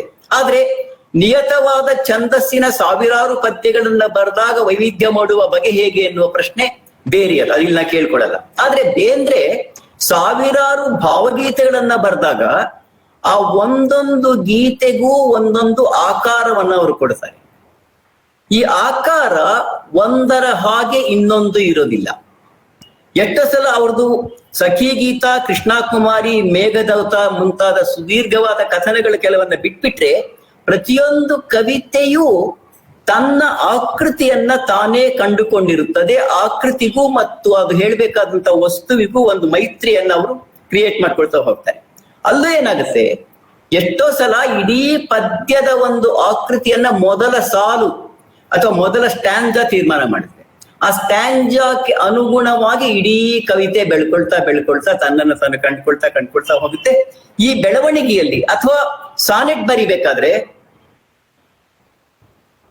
ಸುನೀತದ ಮೊದಲ 8 ಸಾಲುಗಳಲ್ಲಿ ಹೇಳುವುದರ ಜೊತೆಯಲ್ಲಿ ಕೊನೆಯ 6 ಸಾಲುಗಳಲ್ಲಿ ಹೇಳುವುದು ಒಂದು ಬಗೆಯ ಸಂವಾದವನ್ನ ನಡೆಸುತ್ತೆ. ಈಗ ತಾನೇ ನಾನು ಓದಿದ ಸೃಷ್ಟಿ, ಪ್ರಳಯ ಮತ್ತೆ ಸೃಷ್ಟಿ ಎನ್ನುವ ಸಾನೆಟ್ ಕೂಡ ಈ ಬಗೆಯದೇನೆ. ಇದು ನನಗೆ ತೋರುವ ಹಾಗೆ ಪ್ರತಿಯೊಂದು ಕವಿತೆಗೂ ಒಂದು ಭಾವದ ಮತ್ತೆ ಅರ್ಥದ ಬೆಳವಣಿಗೆ ಇರುತ್ತೆ ಎನ್ನುವ ಕ್ರಮ. ಈ ಬೆಳವಣಿಗೆಯ ಮಾತು ಏನಾಗ್ತದೆ, ಕೆಲವು ಬಗೆಯ ಕವಿತೆಗಳಲ್ಲಿ ಮೊದಲ ಸ್ಟ್ಯಾನ್ಸಾದಲ್ಲಿ ಬಂದದ್ದನ್ನೇ ಮತ್ತೆ ಮತ್ತೆ ವಿವರಿಸುವ ಪುನರುಚ್ಚಾರ ಮಾಡುವಂತಹ ಬಗೆಗಳಿರುತ್ತೆ. ಇದು 10 ಸ್ಟ್ಯಾನ್ಸಾನು ಇರ್ಬೋದು, 15 ಸ್ಟ್ಯಾನ್ಸಾನು ಇರ್ಬೋದು. ಆದ್ರೆ ಬೇರೆ ಕಡೆ ಏನಾಗುತ್ತೆ ಅಂತಂದ್ರೆ, ಒಂದು ಕವಿತೆ ಮೊದಲ ಸ್ಟ್ಯಾನ್ಸಾದಿಂದ ಕೊನೆಯ ಸ್ಟ್ಯಾನ್ಸಾದವರೆಗೆ ಬೆಳೀತಾ ಬದಲಾಗ್ತಾ ವಿಕಾಸವನ್ನ ಕಂಡುಕೊಳ್ತಾ ಹೋಗುತ್ತೆ. ಈ ಭಾವ ವಿಕಾಸಕ್ಕೆ ಅನುಗುಣವಾಗಿ, ಈ ಅರ್ಥ ವಿಕಾಸಕ್ಕೆ ಅನುಗುಣವಾಗಿ ಕವಿತೆಯ ಆಕೃತಿಗಳನ್ನ ಕೂಡ ನಿಯಂತ್ರಿಸುವ, ಕಟ್ಟುವ ಬಗೆಯನ್ನ ಬೇಂದ್ರೆಯವರು ಕಂಡುಕೊಂಡಿದ್ರು. ಈ ಆಕೃತಿಗಳ ಹುಡುಕಾಟ ಇದೆಯಲ್ಲ, ಅದು ಅವರ ಕವಿತೆಗಳ ಅನನ್ಯತೆಯ ಮತ್ತೊಂದು ನೆಲೆ ಅಂತ ನಾನು ಅನ್ಕೊಂಡಿದ್ದೇನೆ. ಜೊತೆಗೆ ಬೇಂದ್ರೆಯವರ ಯಾವುದೇ ಪದ್ಯವನ್ನ ನೋಡಿ ಅವರು ಲಕ್ಷ್ಮೀಶನನ್ನ, ರತ್ನಾಕರನನ್ನ ಮುಂತಾದವರನ್ನು ಇಷ್ಟಪಟ್ಟ ಕವಿ.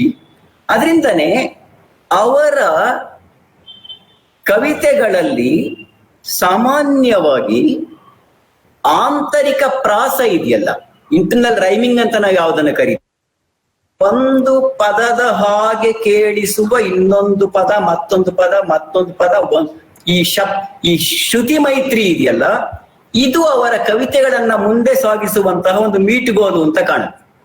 ಆ ಕವಿತೆಯಲ್ಲಿ ಬರುವಂತಹ ಪದ ರಚನೆ, ವಾಕ್ಯ ರಚನೆ, ಅರ್ಥ ರಚನೆ ಇವೆಲ್ಲವೂ ಕೂಡ ಈ ಶಬ್ದದ ಸಾಮ್ಯ ಇದೆಯಲ್ಲ, ಈ ಸಾಮ್ಯದ ಮೂಲಕ ಹುಟ್ಕೊಳ್ತಾ ಹೋಗುತ್ತೆ. ಪಾತ್ರಗಿತ್ತಿ ಪಕ್ಕ ಅಂತ ಬರ್ದಾಗ್ಲೇ ಮುಂದೆ ಬರುವಂತಹ ನೋಡಿದೇನ ಅಕ್ಕ ಅನ್ನೋದು ಪಕ್ಕ ಅಕ್ಕಗಳ ಪ್ರಾಸವೇ ಆ ಕವಿತೆಯನ್ನ ಮುಂದುವರಿಸ್ತಾ ಹೋಗುತ್ತೆ. ಇಡೀ ಪದ್ಯ ಹಾಗೆ ಮುಂದುವರಿತಾ ಹೋಗೋದೇನೆ ಈ ಶ್ರುತಿ ಮೈತ್ರಿಯ ಪರಿಣಾಮವಾಗಿ ಅಂತ ಕಾಣುತ್ತೆ. ಬೇಂದ್ರೆಯವರು ತಮ್ಮ ಎಲ್ಲ ಪದ್ಯಗಳಲ್ಲೂ ಕೂಡ ಕಾವ್ಯದ ಪರಿಕರಗಳ ಮೂಲಕವೇ ಕವಿತೆಯನ್ನ ಕಟ್ತಾರೆ ಹೊರತು ಅರ್ಥವನ್ನ ಮುಂದೆ ಇಟ್ಟುಕೊಂಡು ಅದನ್ನ ವಿವರಿಸ್ತಾ ಹೋಗೋದ್ರಿಂದ ಅಲ್ಲ. ಅದು ಶ್ಲೇಷ ಇರಬಹುದು, ಉಪಮೆ ಇರಬಹುದು, ರೂಪಕ ಇರಬಹುದು, ಪ್ರತಿಮೆ ಇರಬಹುದು. ಇವೆಲ್ಲವೂ ಕೂಡ ತರ್ಕದ ಕೈ ಮೇಲಾಗದಂತೆ, ವಿಚಾರಗಳ ನಿರೂಪಣೆಯ ಕೈ ಮೇಲಾಗದಂತೆ ನೋಡ್ಕೊಳ್ತಾ ಹೋಗುತ್ತೆ ಅಂತ ಕಾಣುತ್ತೆ.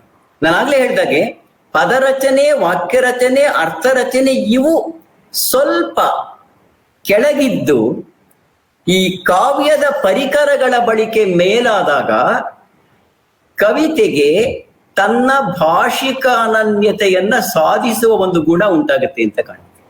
ಹೀಗುಂಟಾದಾಗ ಒಂದು ಕಡೆ ತಾನು ಅನನ್ಯವಾಗುತ್ತಾ, ಇನ್ನೊಂದು ಕಡೆ ತಾನು ಹೇಳಬೇಕು ಅಂತ ಇರತಕ್ಕಂಥ ವಿಚಾರಗಳಿಗೂ ಕೂಡ ಬೇರೆಯವರು ಹೇಳುವುದಕ್ಕಿಂತ ಭಿನ್ನವಾಗಿ ಅದನ್ನು ಹೇಳುವಂತ ಪ್ರಯತ್ನವನ್ನು ಮಾಡೋದಕ್ಕೆ ಸಾಧ್ಯವಾಗುತ್ತೆ ಅಂತ ಕಾಣುತ್ತೆ. ಅಲ್ಲದೆ ಇನ್ನೊಂದೇನಾಗುತ್ತೆ, ಈ ರೂಪಕ, ಪ್ರತಿಮೆ, ಉಪಮೆ, ಶ್ಲೇಷ ಇಂಥವೆಲ್ಲ ಏನ್ ಮಾಡುತ್ತೆ, ಕೇಳುಗರನ್ನ ಒಂದು ಬಗೆಯ ಮಂತ್ರಮುಗ್ಧ ಸ್ಥಿತಿಗೆ ತೆಗೆದುಕೊಂಡು ಹೋಗುತ್ತೆ. ಅವರ ಮನಸ್ಸನ್ನ, ಬುದ್ಧಿಯನ್ನ ಮುಟ್ಟುವುದಕ್ಕಿಂತ ಹೆಚ್ಚಾಗಿ ಅವರಲ್ಲಿ ಒಂದು ಬಗೆಯ ಬೆರಗನ್ನ ಮೂಡಿಸ್ತಾ ಹೋಗುತ್ತೆ. ಅದಕ್ಕೇನೆ ಬೇಂದ್ರೆಯವರು ಮತ್ತೆ ಹೇಳುವ ಹಾಗೆ ಕವಿತೆ ಸಂಘಟನೆಯೋ ಲೀಲೆಯೋ ಅನ್ನೋ ಪ್ರಶ್ನೆಯನ್ನು ಕೇಳಿದಾಗ ಅವರು ಮತ್ತೆ ಹೇಳೋದು, ಕವಿತೆ ಸಂಘಟನೆ ಎನ್ನುವುದು ಗೌಣ, ಲೀಲೆ ಎನ್ನುವುದು ಮುಖ್ಯ. ಅದರಿಂದಲೇ ಲೀಲೆಯಲ್ಲಿ ಯಾವುದು ವಿಫಲವಲ್ಲ ಅನ್ನೋ ಮಾತನ್ನು ಕೂಡ ಅವರು ಬಳಸ್ತಾರೆ. ಈ ಲೀಲೆ ಅಂದಾಗಲೇ ಕವಿತೆಯ ಭಾಷಿಕ ನೆಲೆಗಳು ಮೇಲುಗೈ ಪಡೆಯುತ್ತವೆ, ಕವಿತೆಯ ಬೇರೆ ನೆಲೆಗಳು ಅವಕ್ಕೆ ಅಧೀನವಾಗಿ ಕೆಲಸ ಮಾಡ್ತಾ ಹೋಗುತ್ತೆ. ಇದು ಬೇಂದ್ರೆಯ ದಾರಿ ಅಂತ ನಾನು ಅನ್ಕೊಂಡಿದ್ದೇನೆ. ಆದ್ರೆ ಹೀಗಾದಾಗ ಹುಟ್ಕೊಳ್ತಕ್ಕಂಥ ಪ್ರಶ್ನೆ ಯಾವುದು ಅಂತಂದ್ರೆ, ಬೇಂದ್ರೆಯವರ 100 ಕವಿತೆಗಳಿದೆಯಲ್ಲ, ಈ 100 ಕವಿತೆಗಳು ತಮ್ಮಷ್ಟಕ್ಕೆ ತಾವೇ ಭಾಷಿಕ ಅನನ್ಯತೆಯನ್ನ, ಸೌಂದರ್ಯಶೀಲತೆಯನ್ನ ಪಡೆದಾಗಲೂ ಕೂಡ ಈ ಬಿಡಿ ಕವಿತೆಗಳ ಸಂಬಂಧಗಳ ಜಾಲ ಯಾವುದು? ಆ ಸಂಬಂಧಗಳನ್ನ ಹುಡುಕುವುದರ ಮೂಲಕ ಬೇಂದ್ರೆಯವರ ದರ್ಶನವೊಂದನ್ನ ಕಟ್ಕೋಬೇಕು ಅಂತ ಹೋದಾಗ ಏನಾಗುತ್ತೆ? ಇದು ನಾವು ಕೇಳಿಕೊಳ್ಳಬೇಕಾದ ಇನ್ನೊಂದು ಮಹತ್ವದ ಪ್ರಶ್ನೆ ಅಂತಲೇ ನಾನು ಅನ್ಕೊಂಡಿದ್ದೇನೆ. ಒಬ್ಬ ಕವಿಯ ಸಮಗ್ರ ದರ್ಶನ ಅನ್ನುವುದು ಅವನ ಹತ್ತಾರು ನೂರಾರು ಬಿಡಿ ಕವಿತೆಗಳ ಒಂದು ಪರಸ್ಪರ ಸಹಯೋಗದಿಂದ ಒಟ್ಟಂದದ ಪರಿಶೀಲನೆಯಿಂದ ಹುಟ್ಕೊಳ್ಳೋದು ಹೇಗೆ? ಹಾಗೆ ಮಾಡ್ಬೇಕು ಅಂತ ಹೊರಟಾಗ ನಾವು ಎಷ್ಟೋ ಸಲ ಬೇಂದ್ರೆ ಅವರಿಗೆ ಅಥವಾ ಯಾವುದೇ ದೊಡ್ಡ ಕವಿಗೆ ಅನ್ಯಾಯ ಮಾಡ್ತಿರ್ತೀವ? ನಾವೊಬ್ಬ ಕವಿಯ ಕಾವ್ಯದಲ್ಲಿ ನಮಗೆ ಬೇಕಾದ ಆಯಾಮಗಳನ್ನ ಮಾತ್ರ ಹುಡುಕಿ ತೆಗೆದು ಅದಕ್ಕೆ ಕೊಡಬೇಕಾದ್ದಕ್ಕಿಂತ ಹೆಚ್ಚಿನ ಮಹತ್ವ ಕೊಟ್ಟು ಅವನ ಕಾವ್ಯದ ಇತರ ಆಯಾಮಗಳನ್ನು ನಿರಾಕರಿಸಿದಾಗ, ಪಕ್ಕಕ್ಕೆ ತಡೆದಾಗ ಏನಾಗುತ್ತೆ? ಆ ದೃಷ್ಟಿಯಲ್ಲಿ ನೋಡಿದಾಗ ನಾವು ಬೇಂದ್ರೆ ಅವರನ್ನ ಸಮಗ್ರವಾಗಿ ಓದಿಲ್ಲ ಅನ್ನೋ ಮಾತನ್ನ 100ಕ್ಕೆ 100ರಷ್ಟು ಒಪ್ಕೋಬೇಕಾಗತ್ತೆ ಅಂತ ಕಾಣುತ್ತೆ. ಅವರ ಜನಪ್ರಿಯವಾದ ಹಾಡುಗಳನ್ನು ಅಥವಾ ಮತ್ತೆ ಮತ್ತೆ ಜನಮನದಲ್ಲಿ ಚಲಿಸ್ತಾ ಬಂದಿರತಕ್ಕಂತ ಕೆಲವು ಕವಿತೆಗಳನ್ನು ಇಟ್ಕೊಂಡು ಇದು ಬೇಂದ್ರೆ ಅನ್ನೋ ತೀರ್ಮಾನ ಕೊಟ್ರೆ ಏನಾಗುತ್ತೆ? ಬೇಂದ್ರೆಯವರ ಹುಡುಕಾಟದಲ್ಲಿ ಅವರಿಗೇ ಮುಖ್ಯವೆನಿಸಿದ ಭಾಗಗಳನ್ನ ನಾವು ಗಮನಕ್ಕೆ ತಂದುಕೊಳ್ಳದೆ ಹೋದಾಗ ಏನಾಗುತ್ತೆ? ಹೀಗೆ ನೋಡಿದಾಗ ಬೇಂದ್ರೆಯವರ ಓದಿಗೆ ಅಗತ್ಯವಾದ ಪರಿಕರಗಳನ್ನ ರೂಪಿಸಿಕೊಳ್ಳೋ ಪ್ರಯತ್ನ ನಮ್ಮಲ್ಲಿ ಎಷ್ಟರ ಮಟ್ಟಿಗೆ ನಡೆದಿದೆ ಅನ್ನೋ ಪ್ರಶ್ನೆ ಕೇಳಿದಾಗ ಬಹಳ ನಿರಾಶಾದಾಯಕವಾದ ಉತ್ತರವನ್ನೇ ಕೊಡ್ಬೇಕಾಗುತ್ತೆ ಅಂತ ಕಾಣುತ್ತೆ. ಈ ಪರಿಕರಗಳ ಹುಡುಕಾಟ ಓದುಗರ ನೆಲೆಯಲ್ಲೂ ಆಗ್ಬೇಕಾಗುತ್ತೆ, ವಿಶ್ಲೇಷಕರ ನೆಲೆಯಲ್ಲೂ ಆಗ್ಬೇಕಾಗುತ್ತೆ, ವಿಮರ್ಶಕರ ನೆಲೆಯಲ್ಲೂ ಕೂಡ ಆಗ್ಬೇಕಾಗುತ್ತೆ. ಮತ್ತು ಹೀಗೆ ಕವಿತೆಗಳನ್ನ ಓದಲು ಅಗತ್ಯವಾದಂತಹ ತರಬೇತಿಯನ್ನ ಒಂದು ಸಮುದಾಯ ಹೇಗೆ ಕಂಡುಕೊಳ್ಳುತ್ತೆ? ಕವಿತೆ ಅಂದ್ರೆ ಏನು? ಕವಿತೆಯನ್ನ ಒಳಗೊಳ್ಳುವುದು ಹೇಗೆ? ಕವಿತೆಯನ್ನ ಒಳಗೆ ಅರಳಿಸಿಕೊಳ್ಳುವುದು ಹೇಗೆ ಎನ್ನುವ ಪ್ರಶ್ನೆಗಳಿಗೆ ಒಂದು ಸಮುದಾಯ ಯಾವ ಉತ್ತರ ಕೊಡುತ್ತೆ? ಯಾವ ಉತ್ತರ ಕೊಡುತ್ತೆ ಅನ್ನೋದೇನೆ ಆ ಸಮುದಾಯದ ಒಟ್ಟು ಬದುಕಿನಲ್ಲಿ ಕಾವ್ಯಕ್ಕೆ ಅಥವಾ ಸಾಹಿತ್ಯಕ್ಕೆ ಎಷ್ಟು ಬೆಲೆ ಇದೆ ಅನ್ನೋದನ್ನ ಕೂಡ ತೀರ್ಮಾನ ಮಾಡ್ತಾ ಹೋಗುತ್ತೆ ಅಂತ ಕಾಣುತ್ತೆ. ಹೀಗೆ ನೋಡಿದಾಗ ಬೇಂದ್ರೆಯವರ ಅರಳು ಮರಳು ಸಂಕಲನದ ಕವಿತೆಗಳಿದೆಯಲ್ಲ, ಬಾಲಬೋಧೆಯ ಕವಿತೆಗಳಿದೆಯಲ್ಲ, ಆ ಕವಿತೆಗಳನ್ನ ನಾವು ಯಾಕೆ ಪಕ್ಕಕ್ಕಿಟ್ಟೆವು? ನಮ್ಮ ಆಯ್ಕೆಯನ್ನ ತೀರ್ಮಾನಿಸಿದ ಅಭಿರುಚಿಯ ಸ್ವರೂಪ ಏನು? ಬೇಂದ್ರೆ ಅವರ ಜೊತೆ ಕವಿಗಳ ಜೊತೆಯಲ್ಲಿ ಅವರನ್ನು ಇಟ್ಟು ನೋಡಿದಾಗ ಅದು ಹುಟ್ಟತಕ್ಕಂಥ ಸಂಗತಿಯೋ, ಬೇಂದ್ರೆ ಅವರ ನಂತರ ಬಂದಂತಹ ಕಾವ್ಯ ಮಾರ್ಗಗಳು ಬೇಂದ್ರೆ ಅವರನ್ನ ಬೆಲೆ ಕಟ್ಟುವ ಕೆಲಸದಲ್ಲಿ ಮಾಡಿದ ತಪ್ಪಿನ ಪರಿಣಾಮವೋ, ಇದ್ರ ಬಗ್ಗೆ ಇನ್ನು ಯೋಚನೆ ಮಾಡ್ಬೇಕಾದಿದೆ ಅಂತ ಕಾಣುತ್ತೆ. ನಾನು ಇಲ್ಲಿ ಬೆಳೆಸ್ತಾ ಇಲ್ಲ. ಆದ್ರೆ ಇನ್ನೊಂದು ನನಗೆ ಬಹಳ ಮುಖ್ಯವಾದ ಪ್ರಶ್ನೆ ಏನು ಅಂತಂದ್ರೆ, ಬೇಂದ್ರೆಯವರ ಕವಿತೆಗಳಲ್ಲಿ ಅವರ ಸುಪ್ತ ಚಿತ್ತ ಕೆಲಸ ಮಾಡುವ ಸ್ವರೂಪ ಯಾವುದು, ಜಾಗೃತ ಚಿತ್ತ ಕೆಲಸ ಮಾಡೋದು ಯಾವುದು ಅಂತ ಅನ್ನೋದು. ಒಬ್ಬ ಕವಿ ತನ್ನ ಒಳಗಿನ ಆಳಗಳಿಗೆ ಹೋಗಿ ಅಲ್ಲಿ ಕವಿತೆಯನ್ನ ಹುಟ್ಟಿಸೋದು ಅಂದ್ರೆ ಏನು? ಎಲ್ಲ ಕವಿಗಳಿಗೂ ಇದು ಹೇಗೆ ಸಾಧ್ಯವಾಗುತ್ತೆ? ನಂಗೆ ಯಶವಂತ್ ಚಿತ್ತಾದ್ರೆ ಹೇಳ್ತಾ ಇದ್ದ ಒಂದು ಮಾತು ನೆನಪಾಗುತ್ತೆ. ಲೇಖಕ ಒಬ್ಬ ತನ್ನ ಒಳ ಆಳಗಳಿಗೆ ಎಷ್ಟೆಷ್ಟು ಇಳಿಯುತ್ತಾನೋ, ಅಲ್ಲಿಂದ ತನ್ನ ಬರವಣಿಗೆಯನ್ನು ತರುತ್ತಾನೋ, ಓದುಗ ಸಮುದಾಯದ ಮನಸ್ಸಿನ ಅಷ್ಟಷ್ಟೇ ಆಳಗಳಿಗೆ ಅವನು ಹೋಗೋದಕ್ಕೆ ಸಾಧ್ಯವಾಗುತ್ತೆ. ಮೇಲ್ಮೇಲೆ ಹುಟ್ಟುಕೊಂಡು ಕವಿತೆ ಮೇಲ್ಮೇಲೆನೆ ಇರುತ್ತೆ, ಆ ಓದುಗನ ಒಳಗಡೆನೂ ಹೋಗೋದಿಲ್ಲ, ಲೇಖಕನ ಒಳಗಡೆಯಿಂದನೂ ಬರೋದಿಲ್ಲ ಅಂತ. ಬೇಂದ್ರೆ ಅವರು ತಮ್ಮ ಬರವಣಿಗೆಯ ಕ್ಷಣದಲ್ಲಿ ಓದು, ಆಲೋಚನೆ, ಧ್ಯಾನ ಇವೆಲ್ಲವನ್ನ ಸ್ವಲ್ಪ ಕಾಲ ಪಕ್ಕಕ್ಕಿಟ್ಟು ಪರವಶರಾಗುತ್ತಾರೆ ಅಂತ ಕಾಣುತ್ತೆ. ಇಲ್ಲಿ ಪರ ಅನ್ನೋದಕ್ಕೆ ನಾನು ಯಾವುದೇ ಒಂದು ಆಧ್ಯಾತ್ಮಿಕವಾದ ಅರ್ಥಗಳನ್ನ ಏನ್ ಕೊಡೋದಕ್ಕೆ ಪ್ರಯತ್ನ ಪಡ್ತಾ ಇಲ್ಲ. ಈ ಪರವಶವಾಗುವುದು ಬಗೆ ಇದೆಯಲ್ಲ, ಈ ಪರ ಅನ್ನೋದು ನನಗೆ ತೋರುವ ಹಾಗೆ ನಮ್ಮೊಳಗಡೆಯೇ ಇರುವಂತಹ ಸ್ವತಃ ನಮಗೂ ತಿಳಿಯದಂತಹ ಆಳಗಳು ಅಂತ ಕಾಣುತ್ತೆ. ಇದು ಸ್ವಪ್ನಲೋಕಕ್ಕೆ ಸಂವಾದಿಯಾಗಿದ್ದು ಕೂಡ ಇರಬಹುದು. ಸ್ವಪ್ನದಲ್ಲಿ ನಮ್ಮ ಕೈಗೆ ನಿಲುಕದ ಅನುಭವಗಳನ್ನ ಪಡೆಯೋ ಹಾಗೆ ಕಾವ್ಯ ನಿರ್ಮಿತಿಯೊಳಗೂ ಕೂಡ ನಮ್ಮೊಳಗಿನ ಆಳಗಳಿಗೆ ನಾವು ಪ್ರಯಾಣ ಬೆಳೆಸುತ್ತೇವೆಯೇ? ಬೇಂದ್ರೆಯವರು ಆವಾಗಲೇ ಹೇಳಿದ ಹಾಗೆ ನನ್ನೊಳಗಿನ ಅಂಬಿಕಾತನೆಯ ದತ್ತನನ್ನ ಮುಟ್ಟುವುದು ಅನ್ನೋ ಮಾತನ್ನು ಬಳಸ್ತಾರಲ್ಲ, ಈ ಅಂಬಿಕಾತನೆಯ ದತ್ತನನ್ನ ಮುಟ್ಟುವುದು ಎಂದರೆ ಅಂತರಂಗದ ಆಳಗಳ ಜೊತೆಯಲ್ಲಿ ನಡೆಸುವ ಸಂವಾದ ಅಂದರೆ ನಾವೇನನ್ನ ಬಿಟ್ಕೊಡ್ಬೇಕಾಗತ್ತೆ? ಕಾನ್ಶಿಯಸ್ ಮೈಂಡ್ ಕೆಲವು ಪ್ರಶ್ನೆಗಳನ್ನ ಅನುಭವ ಸೆನ್ಸಾರ್ ಮಾಡ್ತಾ ಹೋಗುತ್ತಲ್ಲ, ನಾವು ಪೊಲಿಟಿಕಲಿ ರೈಟ್ ಆಗಿರ್ಬೇಕು ಅನ್ನೋ ಒತ್ತಾಯವನ್ನ ತರುತ್ತಲ್ಲ, ಇದನ್ನೇ ಹೇಳ್ಬೇಕು ಹೀಗೆ ಹೇಳ್ಬೇಕು ಅನ್ನೋ ನಮ್ಮ ವೈಚಾರಿಕ ಒತ್ತಾಯಗಳಿಂದ ನಾವು ಬರಿತೀವಲ್ಲ, ಇದನ್ನ ಬಿಟ್ಟಾಗ ಏನಾಗುತ್ತೆ? ಇನ್ನು ಬಿಟ್ಟಾಗ ನಮ್ಮ ಅವೆಲ್ಲವನ್ನು ಒಳಗೊಂಡಂತಹ ನಮ್ಮ ಒಳಗು ಬೇರೆ ಏನನ್ನು ಸೃಷ್ಟಿಸುತ್ತೋ. ಬೇಂದ್ರೆಯವರು ಈ ಮಾತನ್ನ ಕುದುರೆಯವರ ಪಿಸುಮಾತು ಅಂತ ಹೇಳ್ತಾರೆ.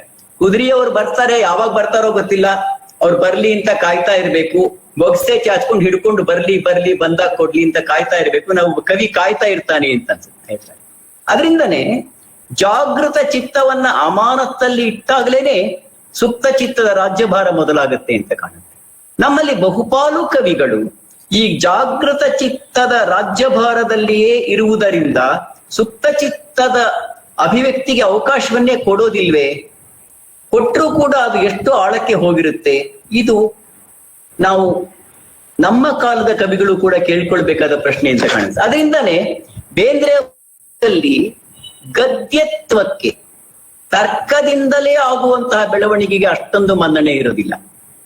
ಅವರೇ ಒಂದ್ ಕಡೆ ಹೇಳ್ತಾರೆ, ಮುಖ್ಯವಾದ ಮಾತು ಅನ್ಕೊಂಡಿದ್ದೀನಿ ನಾನು, ಗದ್ಯದ ವಾಚಾಲತೆ ಗದ್ದಲಕ್ಕೆ ಸಮೀಪ ಅಂತಾರೆ.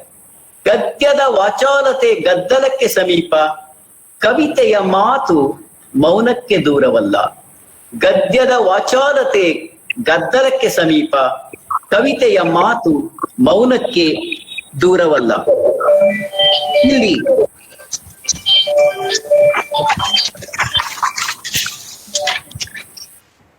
ಒಂದು ಪುಟ್ಟ ಮಾತನ್ನ ನಾನು ಹೇಳ್ತಾರೆ, ಈ ತರ ಸುಪ್ತ ಚಿತ್ತಕ್ಕೆ ನೀನು ಮನಸ್ಸನ್ನ ಕೊಟ್ಟಾಗ ಏನಾಗುತ್ತೆ ಅಂದ್ರೆ, ಬೇರೆ ಒಂದ್ ಕಡೆ ಹೇಳ್ತಾರೆ, ಆಗ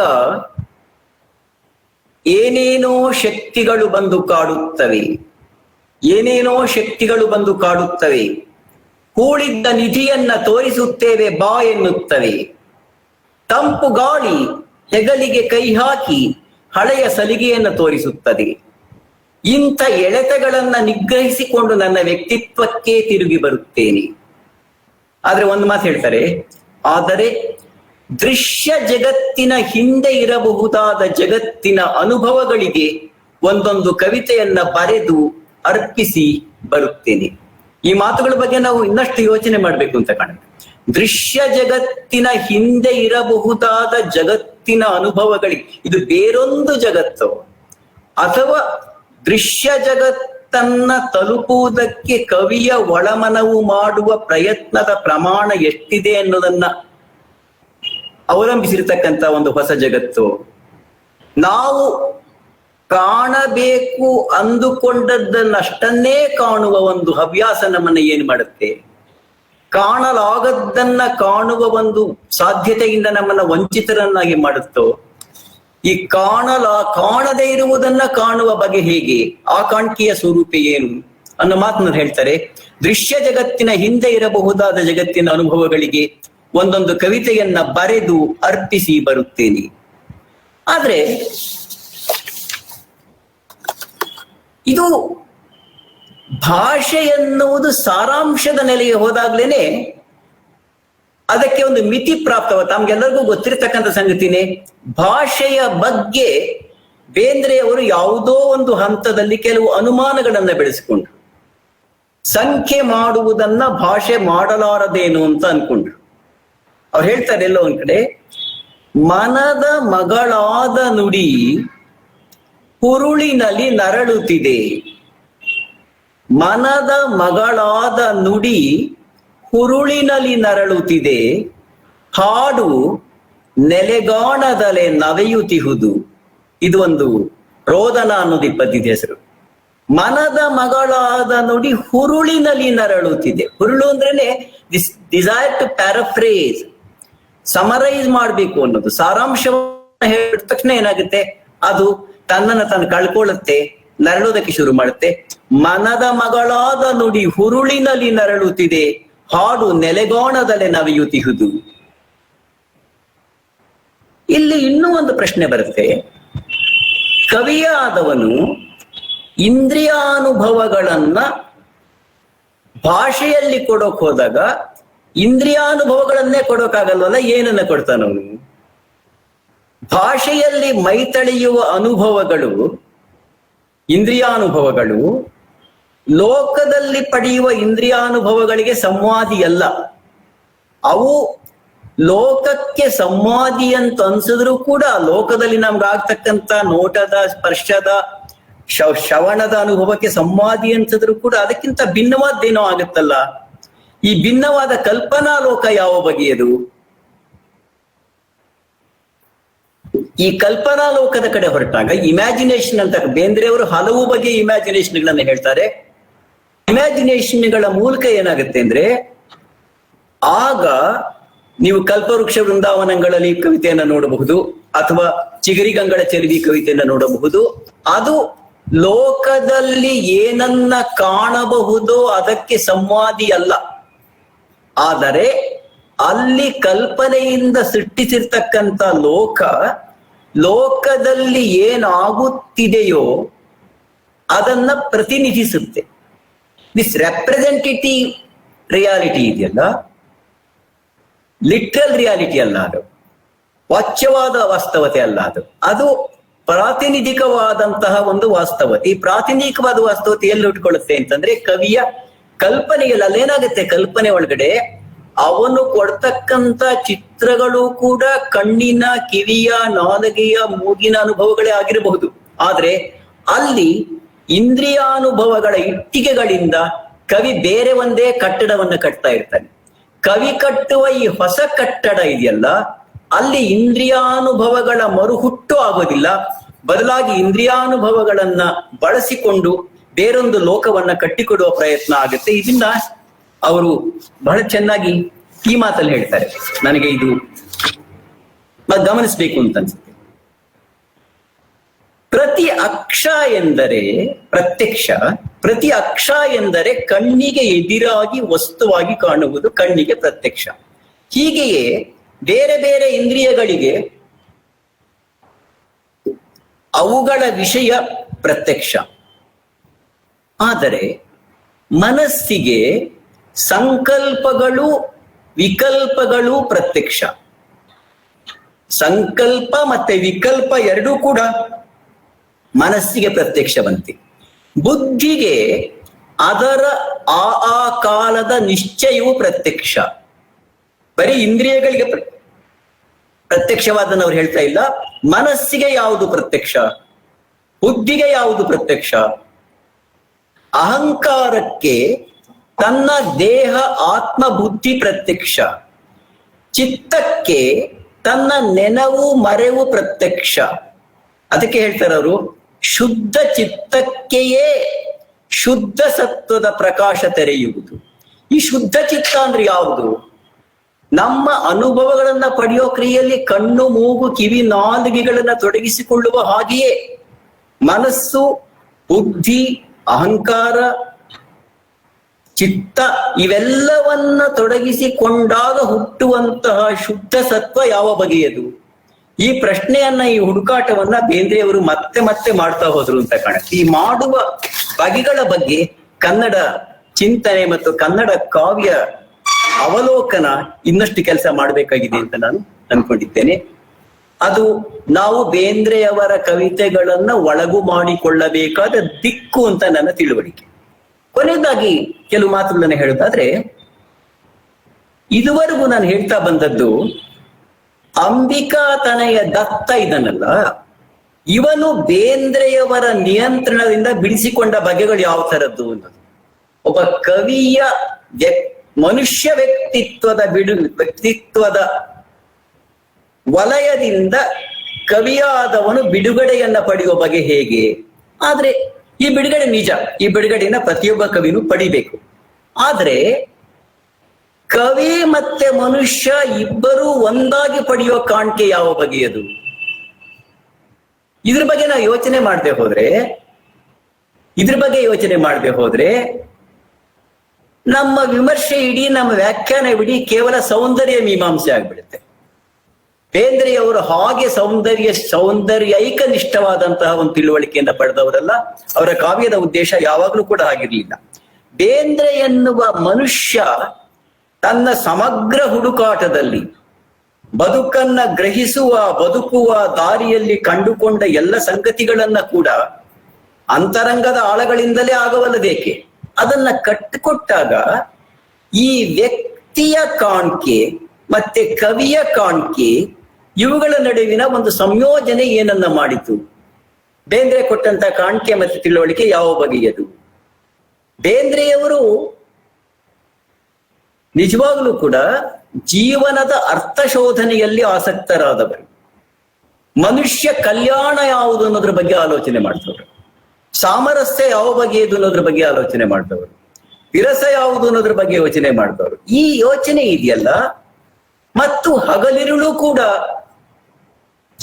ಚರಿತ್ರೆ, ಸಾಮಾಜಿಕತೆ, ಆಧ್ಯಾತ್ಮ, ತತ್ವಶಾಸ್ತ್ರ, ಸಾಹಿತ್ಯ, ವಿಜ್ಞಾನ, ಜಾನಪದ ಮುಂತಾದ ಹಲವು ನೆಲೆಗಳಿಂದ ಅವರು ಪಡ್ಕೊಂಡಂತ ತಿಳುವಳಿಕೆ ಅವರ ಕಾವ್ಯ ವ್ಯಕ್ತಿತ್ವವನ್ನು ಹೇಗೆ ರೂಪಿಸ್ತಾ ಹೋಗುತ್ತೆ? ನಾನು ಇದುವರೆಗೂ ಯಾವುದನ್ನ ಕಾವ್ಯ ವ್ಯಕ್ತಿತ್ವ ಅಂತ ಕರೆದೆ, ಅಂತರಂಗ ಅಂತ ಕರೆದೆ, ಸುಪ್ತ ಚಿತ್ತ ಅಂತ ಕರೆದೆ, ಅದೇನ್ ಖಾಲಿ ತಂದಲ್ಲಿ ಹುಟ್ಕೊಳ್ಳೋದಿಲ್ಲ. ಕವಿಯ ಈ ಎಲ್ಲ ತಿಳುವಳಿಕೆಯೂ ಅದರೊಳಗಡೆ ಪ್ರವೇಶ ಪಡೆದು ತಾನು ಮತ್ತೇನೋ ಆಗಿ ಮರುಹುಟ್ಟನ್ನ ಪಡೆದಿರುತ್ತೆ. ಇದು ನಾನು ದಯವಿಟ್ಟು ಮತ್ತೊಮ್ಮೆ ಅದ್ರ ಬಗ್ಗೆ ಯೋಚನೆ ಮಾಡಬೇಕು.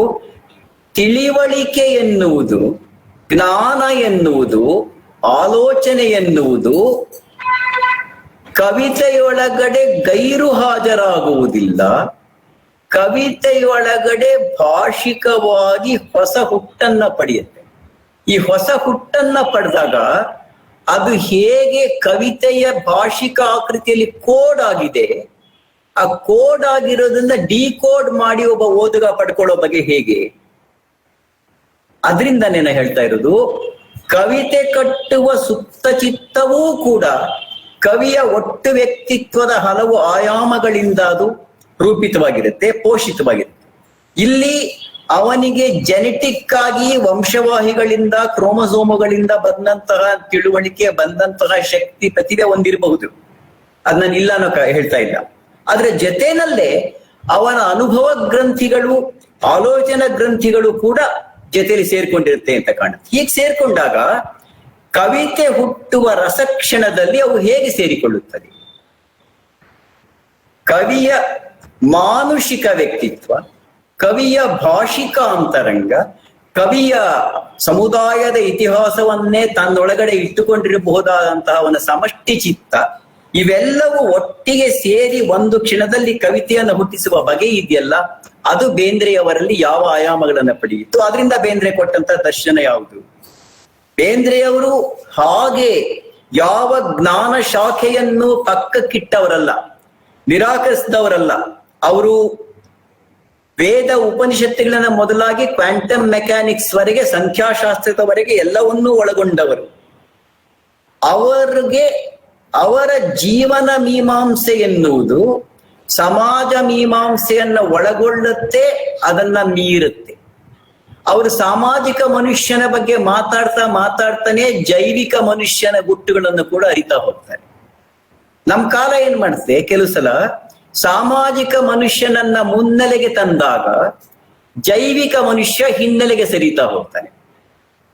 ಅವಾಗೇನಾಗುತ್ತೆ, ಮನುಷ್ಯನ ಪ್ರಾತಿನಿಧಿಕ ಸತ್ಯಗಳು ಮುನ್ನೆಲೆಗೆ ಬರುತ್ತೆ, ಅವನ ಅಬ್ಸಲ್ಯೂಟ್ ಅನ್ನಬಹುದಾದ ನಿರಪೇಕ್ಷವಾದ ಸತ್ಯಗಳು ಹಿನ್ನೆಲೆಗೆ ಬರುತ್ತೆ ಅಂತ ಕಾಣುತ್ತೆ.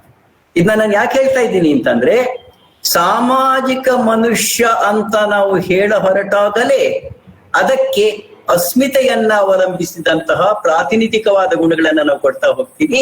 ಅದರ ಆಚೆಗಿರಬಹುದಾದಂತಹ ಸಂಕೀರ್ಣ ಆಯಾಮಗಳನ್ನ ಸ್ವಲ್ಪ ಪಕ್ಕಕ್ಕಿಡ್ತಾ ಹೋಗ್ತೀವಿ. ನಾವು ಅದನ್ನ ಮಹಿಳೆ ಹೆಣ್ಣಿನಿಂದ ಹಿಡಿದು ಎಲ್ಲ ಬಗೆಯ ಅಸ್ಮಿತೆಗಳ ಬಗ್ಗೆ ಮಾತಾಡ್ಬೇಕಾದ್ರೂ ಕೂಡ ಈ ಅಪಾಯ ಅಸ್ಮಿತೆ ಮುನ್ನೆಲೆಗೆ ಬಂದು ಸಂಕೀರ್ಣತೆ ಹಿನ್ನೆಲೆಗೆ ಸರಿತಾ ಹೋಗುತ್ತೆ. ಬೇಂದ್ರೆ ಜೀವನ ಮೀಮಾಂಸೆಗೆ, ಸಮಾಜ ಮೀಮಾಂಸೆಗಿಂತ ಹೆಚ್ಚಿನ ಒತ್ತು ಕೊಟ್ಟದ್ದರಿಂದ ಅವರ ಒಟ್ಟು ಕವಿತೆ ಸಮಾಜ ಮೀಮಾಂಸೆಯನ್ನ ಒಳಗೊಳ್ಳುತ್ತೆ, ಅದನ್ನ ಮೀರುತ್ತೆ. ಅವರು ಮತ್ತೆ ಹೇಳೋ ಹಾಗೆ, ಒಂದು ಕಡೆ ಪ್ರೀತಿ ಅವರ ಕಾವ್ಯದ ಮೂಲ ನೆಲೆ, ಇನ್ನೊಂದು ಕಡೆ ಮನುಷ್ಯನ ದ್ವೇಷ ಪ್ರವೃತ್ತಿಯನ್ನ, ಕ್ರೌರ್ಯವನ್ನ, ಅವನ ತಾಮಸ ಗುಣಗಳನ್ನ ಅರಿತರೂ ಅದನ್ನ ಮೀರುವುದು ಹೇಗೆ ಅನ್ನೋ ಪ್ರಶ್ನೆಯನ್ನು ಅವರು ಕೇಳಿಕೊಳ್ತಾ ಹೋಗ್ತಾರೆ. ಹೀಗಾಗಿ ಕನ್ನಡದಲ್ಲಿ ದೊಡ್ಡ ಕವಿಗಳೆಲ್ಲರೂ ಕೂಡ ಈ ರೀತಿ ಮನುಷ್ಯನನ್ನ ಅರ್ಥ ಮಾಡಿಕೊಂಡು ಅವನ ಮಿತಿಗಳನ್ನ ಅರ್ಥ ಮಾಡಿಕೊಂಡು ಆ ಮಿತಿಗಳ ಸಂಗಡವೇ ಅವನು ಮನುಷ್ಯನಾಗುವ ಮಹತ್ತಿನ ಕಡೆ ಕಲಿಸುವ ದಾರಿಯನ್ನು ಹುಡುಕ್ತಾ ಹೋಗ್ತಾರೆ ಅಂತ ಕಾಣುತ್ತೆ. ಹೀಗೆ ಹುಡುಕೋದಕ್ಕೆ ಬೇಂದ್ರೆಯವರು ಕೆಲವು ವಿಶಿಷ್ಟವಾದ ದಾರಿಗಳನ್ನು ಕಳ್ಕೊಂಡಿದ್ದಾರೆ. ನಾನು ಅದಕ್ಕೇನೆ ನನ್ನ ಒಟ್ಟು ಉಪನ್ಯಾಸದಲ್ಲೇನೆ ದರಾ ಬೇಂದ್ರೆಯವರು ಮತ್ತು ಅಂಬಿಕಾತನಯ ಯಾವುದು ಈ ಬಂಧ ಅನ್ನೋ ಮಾತನ್ನ ಕೇಳ್ಕೊಂಡಿದ್ದೇನೆ. ಇದು ವಿಶಿಷ್ಟತೆಯ ಹುಡುಕಾಟ ಕೂಡ ಹೌದು, ಆ ಎರಡರ ನಡುವಿನ ಬಂಧದ ಸ್ವರೂಪದ ಹುಡುಕಾಟ ಕೂಡ ಹೌದು. ಆ ಬಂಧವನ್ನ ಕಂಡುಕೊಂಡಾಗಲೇ ನಮಗೆ ಬೇಂದ್ರೆಯವರ ದರ್ಶನದ ತಿಳುವಳಿಕೆ ಬರುತ್ತೆ. ಆದ್ರೆ ಆ ಬಂಧವನ್ನ ಕಂಡುಕೊಳ್ಳೋಕೆ ಸಾಧ್ಯವಾಗುವುದು ಅವರ ಕಾವ್ಯದ ವಿಶಿಷ್ಟತೆಯನ್ನ ಗಮನಿಸಿದಾಗಲೇ ಆಗತ್ತೆ. ಕಾವ್ಯದ ವಿಶಿಷ್ಟತೆಯನ್ನ ಗಮನಿಸಿದೆ ಅದನ್ನ ಸಾಮಾನ್ಯೀಕರಣ ಮಾಡ್ಬಿಟ್ಟು ಇದೇ ಅವರ ಕಾವ್ಯ ಅಂತ ನಾವು ತೀರ್ಮಾನ ಕೊಡ್ಲಿಕ್ಕೆ ಹೋದಾಗ ಅದು ಆಂಶಿಕವಾದ ಸತ್ಯಗಳ ಗ್ರಹಿಕೆಯಾಗುತ್ತೆ. ಬೇಂದ್ರೆಯವರ ಕಾವ್ಯದ ಸಮಗ್ರವಾದ ತಿಳುವಳಿಕೆ ಆಗೋದಿಲ್ಲ. ಈ ತಿಳುವಳಿಕೆಯ ಹಾದಿ ಬಹಳ ಕಡಿದಾದ್ದು. ಶಂಕರ ಮೊಕಾಶಿ ಅವರು ಬಹಳ ಸ್ಪಷ್ಟವಾಗಿ ಹೇಳಿರೋ ಹಾಗೆ, ಯಾವ ಒಬ್ಬ ಕವಿತೆಯ ಅಭ್ಯಾಸಕ್ಕೆ ಒಂದು ಜೀವಮಾನವನ್ನೇ ಮೀಸಲಾಗಿಡಬಹುದೋ ಅಂತಹ ಕೆಲವು ಕನ್ನಡ ಕವಿಗಳಲ್ಲಿ ಬೇಂದ್ರೆಯವರು ಕೂಡ ಒಬ್ಬರು. ಆ ಕಾವ್ಯದ ಹಾದಿ ನಮ್ಮನ್ನ ಅರಳಿಸುವ, ನಮ್ಮನ್ನ ಬೆಳೆಸುವ, ನಮಗೆ ನಮ್ಮನ್ನ ಕಾಣಿಸುವ ಹಾದಿ ಕೂಡ ಆಗಲಿ ಎನ್ನುವ ಒಂದು ಹಂಬಲದೊಂದಿಗೆ ನನ್ನ ಈ ಕೆಲವು ಮಾತುಗಳನ್ನ ಮುಗಿಸ್ತಾ ಇದ್ದೇನೆ. ಈ ಅವಕಾಶವನ್ನ ಕೊಟ್ಟಿದ್ದಕ್ಕೆ, ನನ್ನ ಅನಿಸಿಕೆಗಳನ್ನ ಹಂಚಿಕೊಳ್ಳೋದಕ್ಕೆ ಅವಕಾಶ ಮಾಡಿಕೊಟ್ಟಿದ್ದಕ್ಕೆ ಸಂಬಂಧಪಟ್ಟ ಎಲ್ಲರಿಗೂ ಕೂಡ ನನ್ನ ವಂದನೆಗಳನ್ನ ನಾನು ಹೇಳ್ತಾ ಇದ್ದೇನೆ. ಈ ಟ್ರಸ್ಟ್ ಕಳೆದ 6-7 ತಿಂಗಳುಗಳಿಂದ ಬಹಳ ಮುಖ್ಯವಾದ ಕೆಲಸ ಮಾಡ್ತಾ ಇದೆ ಅಂತ ನಾನು, ಯಾಕೆಂದ್ರೆ ಪ್ರತಿ ಶನಿವಾರವೂ ಈ ರೀತಿಯ ಹಲವು ಉಪನ್ಯಾಸಗಳು ಆಗಿದೆ, ಮುಂದೆ ಕೂಡ ಆಗಲಿದೆ. ಈ ಉಪನ್ಯಾಸಗಳ ಸರಣಿ ನಮ್ಮನ್ನ ಬೇಂದ್ರೆಯವರ ಮೌಲ್ಯಮಾಪನದ ಕಡೆಗಲ್ಲ, ಬೇಂದ್ರೆಯವರ ಕವಿತೆಯನ್ನ ಒಳಗೊಳ್ಳುವ ದಾರಿಯ ಕಡೆ ನಮ್ಮನ್ನ ಕರ್ಕೊಂಡು ಹೋಗ್ಲಿ ಅಂತ ಕೇಳ್ತಾ ನನ್ನ ಈ ಕೆಲವು ಮಾತುಗಳನ್ನ ಮುಗಿಸ್ತಾ ಇದ್ದೀನಿ. ನಮಸ್ಕಾರ.